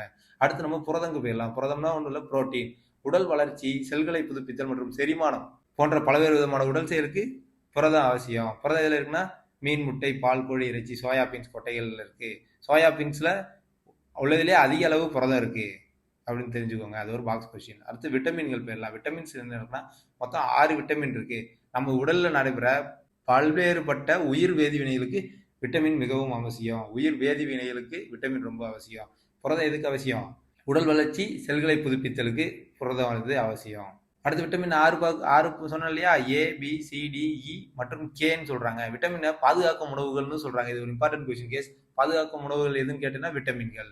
அதே மாதிரி விட்டமின் B மற்றும் C வந்து நீர்ல கரையும், மற்ற எல்லாம் ADEK கொழுப்பில் கரையும் அப்படின்னு சொல்றாங்க. இந்த டயக்ராம் பாருங்க. விட்டமின் A குறைபாடுனால என்ன உருவாகும்னா மாலைக்கண் நோய் உருவாகும். மாலைக்கண்ணா கண்ணு தானே, ஏ அதில் இருக்குன்னா மஞ்சள் நிற பழங்கள்ல இருக்குன்னு ஞாபகம் வச்சுக்கோங்க. நம்ம கண்ணால பார்க்கறது மஞ்சள் நிற பழங்கள் அப்படின்னு ஞாபகம் வச்சுக்கோங்க. ஏ மஞ்சள் நிற பழங்கள் குறைபாடுனால மாலைக்கண் நோய். அதே மாதிரி பீனா பளபளப்பு. பிக்கு ஞாபகம் வச்சுக்கோங்க. பி ஃபார் பளபளப்பு செய்யப்படாத அரிசியில பி அதிகமா இருக்கும். பி குறைபாடுனால என்ன ஆகும்? பி ஃபார் பெரி பெரி அப்படின்னு ஞாபகம் வச்சுக்கோங்க. C for scurvy. சி குறைபாடுனால ஸ்கர்வி உருவாகும். இப்போ அது ஸ்கர்வி அப்படின்னா என்னன்னா பல் ஈறுகளில் ரத்தம் வடிகிறத சொல்றாங்க. அதை தான் ஸ்கர்வின்னு சொல்றாங்க. பல் ஈறுன்றதுனால எது எதுல இருக்குன்னு கேட்டீங்கன்னா புளிப்பான பழங்கள் ஞாபகம் வச்சுக்கோங்க. ஆரஞ்சு, நெல்லிக்காய், எலுமிச்சை இந்த மாதிரி ஞாபகம் வச்சுக்கோங்க. கூட பச்சை மிளகாயை சேர்த்துக்கோங்க. அதே மாதிரி விட்டமின் டி வந்து சூரிய ஒளியில் அதிகமாக இருக்கும். குறைபாடுனால என்ன உருவான்னு கேட்டீங்கன்னா ரிக்கட்ஸ்ன்னு சொல்றாங்க. ரிக்கட் டிஎஸ்ன்னு ஞாபகம் வச்சுக்கோங்க. அதான் டி. அடுத்து இ விட்டமின் இ ஃபார் எண்ணெய் ஞாபகம் வச்சுக்கோங்க. விட்டமின் இ தாவர எண்ணெயில் அதிகமாக இருக்கு. குறைபாடுனால என்ன வரும்? மலட்டுத்தன்மை, நரம்பு தளர்ச்சி, நோய் எதிர்ப்பு சக்தி குறைபாடு வரும். அதே மாதிரி விட்டமின் கே ஃபார் கோஸ்ன்னு ஞாபகம் வச்சுக்கோங்க. முட்டைக்கோஸில் கே அதிகமாக இருக்கு. குறைபாடுனால எலும்புகள் மற்றும் பற்கள் பலவீனம் இருக்கும். அடுத்து நான் இப்போ சொன்னதுதான் பேசி இந்த டேபிள்லேயும் அப்படியே இருக்கும். அடுத்து நெல்லிக்காயில ஆரஞ்சு பழத்தை விட 20 மடங்கு அதிக விட்டமின் சி இருக்காங்க. அடுத்து நம்ம சன்ஸ்கிரீன் லோஷன் யூஸ் பண்றோம் இல்லையா, நம்ம சூரிய திரைப்பூச்சி, அதை நம்ம கிரிக்கெட்டர்லாம் யூஸ் பண்ணுவாங்க, மேட்ச்லாம் பார்த்துருப்பீங்க. அது வந்து யூஸ் பண்றதுனால விட்டமின் டி உற்பத்தி. விட்டமின் டி எங்க இருக்கு? சூரிய ஒளியில இருக்குல்ல. இந்த சன்ஸ்கிரீன் என்ன பண்ணுன்னா சூரிய ஒளியை தடுத்துரும். அப்ப 95% விட்டமின் டி உற்பத்தி குறையுதான் நம்ம சன்ஸ்கிரீன் லோஷன் யூஸ் பண்றதுனால. அடுத்து தாது உப்புகள். தாது உப்புகள் ஒன்றுமே நம்ம மினரல்ஸ் தான் தாது உப்புகள் அப்படின்னு சொல்றாங்க. இது உடல் செயல்பாடுகளை ஒழுங்குபடுத்துவதற்கு தேவைப்படுது. முதல்ல கார்போஹைட்ரேட் ஆற்றல் பார்த்தோம். கொழுப்பு கார்போஹைட்ரேட்டோட அதிக ஆற்றல் தருதுன்னு பார்த்தோம். அடுத்து என்ன பார்த்தோம்? புரதம் உடல் வளர்ச்சிக்கும் உடல் செல் புதுப்பித்தலுக்கும் பயன்படுதுன்னு பார்த்தோம். அடுத்து எக்ஸ்ட்ரா கொழுப்புல வந்து ஒரு எக்ஸ்ட்ரா பாயிண்ட் இருக்கு. கொழுப்பு வந்து உடலுக்கு கார்போஹைட்ரேட்டோட அதிக ஆற்றலை தரும். அது போக செல்களை பாதுகாக்கும். அடுத்து நம்ம என்ன பார்த்தோம்? தாது உப்புகள் பார்த்தோம். தாது உப்புகள் வந்து உடல் வளர்ச்சிக்கும் உடல் செயல்பாடுகளை ஒழுங்குபடுத்தவும் பயன்படுது. விட்டமின்ஸ் உடல் வேதி வினைகளில் பயன்படுது அப்படின்னு பார்த்தோம். தாது உப்புகளும் பாதுகாப்பு உணவுகள் ஆகும். விட்டமினும் பாதுகாப்பு உணவுகள் பார்த்தோம். தாது உப்புகளும் பாதுகாப்பு உணவுகள் ஆகும் அப்படின்னு சொல்றாங்க. தாது உப்புகளோட பணிகளை சொல்றாங்க. இப்போ கால்சியம் எதுக்கு யூஸ் ஆகுதுன்னா, நம்ம கால்சியம் அதிகமாக சாப்பிட்டா வலுவான எலும்புகள் மற்றும் பற்கள், ரத்தம் முறைதலுக்கு நமக்கு யூஸ் ஆகும். பாஸ்பரஸ் எதுக்கு யூஸ் ஆகும்னா வலுவான எலும்புகள் மற்றும் பற்களுக்கு. அயோடின் உப்பு. அயோடின் எதுக்கு யூஸ் ஆகும்? தைராய்டு ஹார்மோன் உற்பத்திக்கு யூஸ் ஆகும். அதே மாதிரி இரும்பு சத்து எதுக்கு யூஸ் ஆகும்? ஹீமோகுளோபின். ஹீமோகுளோபின் ரத்தம், ஹீமோகுளோபின் உற்பத்தி மற்றும் மூளை வளர்ச்சிக்கு இரும்பு சத்து யூஸ் ஆகுது. அதே மாதிரி முருங்கைக்கீரை. உலக அளவில் 80% முருங்கைக்கீரை உற்பத்தி எங்க நடக்குதுன்னு கேட்டீங்கன்னா இந்தியாவில தான் நடக்குது. இங்கிருந்து சீனா, அமெரிக்கா, ஜெர்மனி, கனடா, தென்கொரியா, ஐரோப்பிய நாடுகளுக்கு இறக்குமதி செய்யப்படுறாங்க. உண்மை கோப்பை என்னன்னா, முருங்கைக்கீரையில என்னென்ன இருக்குன்னா விட்டமின் ஏ மற்றும் சி இருக்கு, பொட்டாசியம், கால்சியம், இரும்பு சத்து போன்ற மினரல்ஸ் இருக்கு மற்றும் புரோட்டீன் இருக்கு. அதே மாதிரி ஆன்டி ஆக்சிடென்ட்னு சொல்லுவாங்க. ஆக்சிஜனற்ற தடுப்பானாகவும் முருங்கைக்கீரை செயல்படுது. அதே மாதிரி கடைசியில் நம்ம என்ன பார்க்குறோம்னா 6வது டைப் நீர் பார்க்குறோம். நம்ம தினந்தோறும் எத்தனை லிட்டர் நீர் குடிக்கணும்னா குறைஞ்சபட்சம் 2 லிட்டர் நீர் குடிக்கணும். அடுத்து புரத குறைபாட்டால் ஏற்படும் நோயை பற்றி சொல்றாங்க. 2 சொல்றாங்க. குவாஷியார்கர் 1, மராஸ்மஸ் 1. விட்டமின் குறைபாடு அது தனியாக நம்ம பார்த்தோம். புரத குறைபாடுனால குவாஷியார்கர், மராஸ்மஸ் இருக்கு. குவாஷியார்கர் என்ன இருக்குன்னா உடல் வளர்ச்சி கம்மியா இருக்கும், ஆனால் உடல் வீக்கம், வயிறு உப்பிய நிலை போன்றவை இருக்கும் குழந்தைகளுக்கு. அதே மாதிரி மராஸ்மஸ் என்னன்னா மெலிந்த உடல், மெதுவான உடல் வளர்ச்சி இருக்கும். அதே மாதிரி தாது உப்புகள் மினரல்ஸ் குறைபாட்டால் என்னென்ன ஏற்படும்? கால்சியம் குறைபாடுனால ரிக்கட்ஸ் ஏற்படும். அதே மாதிரி விட்டமின் டிக்கும் பார்த்துருப்போம். ரிக்கட்ஸ்னு விட்டமின் டி, கால்சியம் ரெண்டும் கிட்டத்தட்ட சேம் தான். கால்சியம்னால ரிக்கட்ஸ் குறைபாடு. பாஸ்பரஸ் இருந்தால் தான் மலேசியா போக முடியும். பாஸ்பரஸ் குறைபாடுனால என்ன வரும்? ஆஸ்டியோ மலேசியா வரும். அதே மாதிரி அயோடின் உப்பு சொன்னோம் இல்லையா, குழந்தைகளுக்கு கிரிட்டனிசம், பெரியவர்களுக்கு முன்கழுத்து கலலை இருக்கும். இரும்பு சத்து குறைபாடுனால ஹீமோகுளோபின் உற்பத்தி அதிகமாகவும் நம்ம தாது உப்புகளோட பணிகளில் பார்த்துருப்போம். இங்கே ஹீமோகுளோபின் உற்பத்தி குறைஞ்சா என்ன ஆகும்? ரத்த சோகை ஏற்படும். அதே மாதிரி சமீபத்தில் இந்தியாவில் பண்ண ஆய்வில் 14.4 மில்லியன் குழந்தைகள் உடல் பருமன் அதிகமாக இருக்காங்க. இது சீனாவுக்கு அடுத்த 2வது படியாக நம்ம இருக்கோம். அடுத்து சீக்கிரம் படுக்க சென்று அதிகாலை எழும் பழக்கம் ஒரு மனிதனை நலமுடனும் வளமுடனும் மற்றும் அறிவுடனும் வைக்கிறதுன்னு சொன்னது யாருன்னு கேட்டாங்கன்னா பெஞ்சமின் பிராங்க்லின் அப்படின்றது ஆன்சராக இருக்கும். அடுத்து தூய்மை. உடல் நலத்தை பராமரிக்கவும் நோய்கள் பரவதை தடுக்கவும் உதவக்கூடிய நிலை மற்றும் நடைமுறையே தூய்மை அப்படின்னு சொல்றாங்க. அடுத்து ஓஆர்எஸ் கரைசல். ஓஆர்எஸ் கரைசல் எப்படி? ஓஆர்எஸ் கரைசல் வந்து நம்ம உடம்புல நீரிழப்பை தடுப்பதற்காக உதவுது. எப்பெல்லாம் டீஹைட்ரேட் ஆகுமோ அப்போ ஓஆர்எஸ் கரைசல் கொடுக்கலாம். அது எப்படி வந்து தயாரிக்கிறதுன்னு நம்ம சொல்லியிருக்காங்க. என்னன்னா 1 லிட்டர் கொதிநீரை எடுத்துட்டு அதில் அரை தேக்கரண்டி உப்பு, டேபிள் ஸ்பூன் தான் சொல்றாங்க, ஒரு 1/2 டேபிள் ஸ்பூன் ஆஃப் சால்ட்டு, அப்புறம் ஒரு 6 தேக்கரண்டி சர்க்கரையை சேர்த்து அதுக்கப்புறம் தேவைக்கேற்ப எலுமிச்சை சாறை பிழிஞ்சு விட்டோம்னா அதுதான் ஓஆர்எஸ் கரைசல். அது வந்து வாந்தி, வயிற்றுப்போக்கு, நீர் சத்து ஏற்படுறவர்களுக்கு வழங்கலாம் அப்படின்னு சொல்றாங்க. அடுத்து நுண்ணுயிரிகள், நமக்கு நோய் உண்டாக்குற நுண்ணுயிரிகளை மொத்தம் 4ஆ பிரிக்கிறாங்க. என்னென்னா பாக்டீரியா, வைரஸ், புரோட்டோசோவா, பூஞ்சை அப்படின்னு 4ஆ பிரிக்கிறாங்க. இதில் நம்ம முதல்ல பாக்டீரியா பற்றி பார்க்கலாம். பாக்டீரியா அப்படிங்கிறது ஒரு ப்ரோகேரியாட்டு நுண்ணுயிரி. ப்ரோகேரியாட்டுனா என்ன அர்த்தம்னா உள்ள உட்கரு இருக்காது, செல் சவ்வு இருக்கும். அடுத்து அங்கே ஒரு பாக்ஸ் கொடுத்துருக்காங்க. நோய் அப்படின்னா என்னன்னு சொல்றாங்கன்னா, குறிப்பிட்ட அடையாளங்கள் மற்றும் அறிகுறிகளை கொண்ட உடல் செயலியல் நிகழ்வு ஆகும் அப்படின்னு சொல்றாங்க. எப்படின்னா நமக்கு காய்ச்சல் அடிக்குது அப்படின்னா அதை ஒரு நோயாக சொல்றாங்க. எப்படின்னா குறிப்பிட்ட அடையாளங்கள், உடம்பு சூடும், டயர்டா இருக்கும். இதெல்லாம் உடம்பு சுடுறது வந்து அடையாளங்கள். டயர்டா இருக்கும், ஒரு வேலையை செய்ய முடியாது, இதெல்லாம் அறிகுறிகள். இதெல்லாம் இருந்தால் இதெல்லாம் கொண்ட உடல் செயலியல் நிகழ்வு நோயின்னு சொல்றாங்க. அடுத்து கோளாறுனா எனக்கு முட்டு வலி இருக்கு, கை வலி இருக்கு அப்படின்ற பட்சத்துல உடல் செயல்பாடுகளிலே ஏற்படும் ஒழுங்கற்ற தன்மையை கோளாறு அப்படின்னு சொல்றாங்க. பாக்டீரியா நோய்கள்ல முதல்ல என்ன சொல்றாங்கன்னா காலரா வயிற்றுப்போக்கு. அது பரவும் முறை எப்படின்னு கேட்டீங்கன்னா அசுத்தமான நீர் மூலியமா நமக்கு காலரா வயிற்றுப்போக்கு பரவும். அடுத்து நிமோனியா காய்ச்சலை பத்தி சொல்றாங்க. இருமல் மற்றும் தும்மலின் போது வெளிப்படும் காற்று திவலைகளை சுவாசித்தனால நிமோனியா காய்ச்சல் வருது. அதே மாதிரி டெட்டனஸ் கக்குவான் வந்து பாக்டீரியாவால் தாக்கப்பட்ட காயங்கள், நம்ம காயம் இருக்காத பாக்டீரியா தாக்கிச்சுன்னா டெட்டனஸ் கக்குவான் நமக்கு வரும். அதே மாதிரி காசநோய், டியூபர்குலோசிஸ். காசநோய் இருக்கிற பேஷண்ட் என்ன பண்ணுவாங்க, இருமிக்கிட்டே இருப்பாங்க இல்லையா. இருமல் மற்றும் தும்மலின் போது வெளிப்படும் காற்று திவலைகளை சுவாசித்தல் மூலமா காசநோய் நமக்கு இன்னொருக்கு பரவும். அதே மாதிரி டைபாய்டு காய்ச்சல் சொல்றாங்க. இது அசுத்தமான உணவு அல்லது நீரால டைபாய்டு காய்ச்சல் வரும்னு சொல்றாங்க. இந்த 5ம் நமக்கு பாக்டீரியா நோய்கள் அப்படின்றத ஞாபகம் வச்சுக்கோங்க. அடுத்து வைரஸ்கள் தான் தொற்று ஏற்படுத்தக்கூடிய காரணி. இது புரத உரையால் சூழப்பட்ட நியூக்ளிக் அமிலத்தினை கொண்டது. டிஎன்ஏ நம்ம படிச்சிருப்போம் இல்லையா, டிஆக்சி ரிபோ நியூக்ளிக் ஆசிட் இருக்கும், அதை சுற்றி புரத உரை இருக்கும். அப்படி இருந்தால் அது வைரஸ். அதே மாதிரி ஒரு வைரஸ் டிஎன்ஏவுக்கு பதிலாக ஆர்என்ஏ வச்சுச்சுன்னா அது ரெட்ரோ வைரஸ்ன்னு சொல்றாங்க. இப்போ வைரஸ்னால் ஏற்படும் நோயை பார்க்கலாம். சாதாரண சளி, இன்ஃப்ளூயன்ஸானா ஒன்றும் இல்லை, நம்ம குளிர்காய்ச்சல் இருக்குல்ல, அதுதான் இன்ஃப்ளூயன்ஸான்னு சொல்றாங்க. சாதாரண சளியும் இன்ஃப்ளூயன்ஸா, அது போக அம்மைன்னு எது வந்தாலும் இதெல்லாம் வைரஸோட நோய் ஞாபகம் வச்சுக்கோங்க. எக்ஸ்ட்ரா நீங்க எதை ஞாபகம் வச்சுக்க போறோம்னா கல்லீரல் ஒவ்வாமை, இளம்பிள்ளை வாதம், இது ரெண்டும் வைரஸால உருவாகிற நோயின்னு ஞாபகம் வச்சுக்கோங்க. இதோட நம்ம 6th டேர்மோட சயின்ஸே முடிஞ்சு கைஸ். நீங்க அந்த பாடத்தை நம்ம ஒரு பாடமும் தனியா படிச்சிருக்கோம். சப்போஸ் இது உங்களுக்கு வேகமா போற தெரிஞ்சுன்னா எங்க பாடம் உங்களுக்கு டவுட்டா இருக்கோ அந்த பாடத்தை நம்ம ஆல்ரெடி தனியா போட்டிருக்கோம், அதை பார்த்துக்கோங்க. அந்தந்த பாடத்துக்கு கீழே நம்ம கீ நோட்ஸும் போட்டிருக்கோம். நம்ம ஸ்லோ அண்ட் ஸ்டடியா தரவா போவோம் கைஸ். பர்ஃபெக்டா போகலாம். நம்ம வந்து இந்த எக்ஸாம் போறோமா, நமக்கு தெரியாத விஷயம் எதுவுமே இருக்கக்கூடாது, அந்த மாதிரி போகலாம். நம்ம இந்த மாதிரி படிச்சோம் அப்படின்னா, நம்ம இப்போ படிக்கிற மாதிரி படிச்சோம்னா ஒரு கூற்று காரணம் மிஸ் ஆகாது, ஒரு கொஸ்டின் மிஸ் ஆகுது. பர்ஃபெக்டா போகலாம். அடுத்த எக்ஸாம் நம்மளோடது தான். இப்படியே போகலாம் கைஸ். தேங்க்யூ. நோட்ஸ் இருக்கு, அதை யூஸ் பண்ணிக்கோங்க கைஸ்.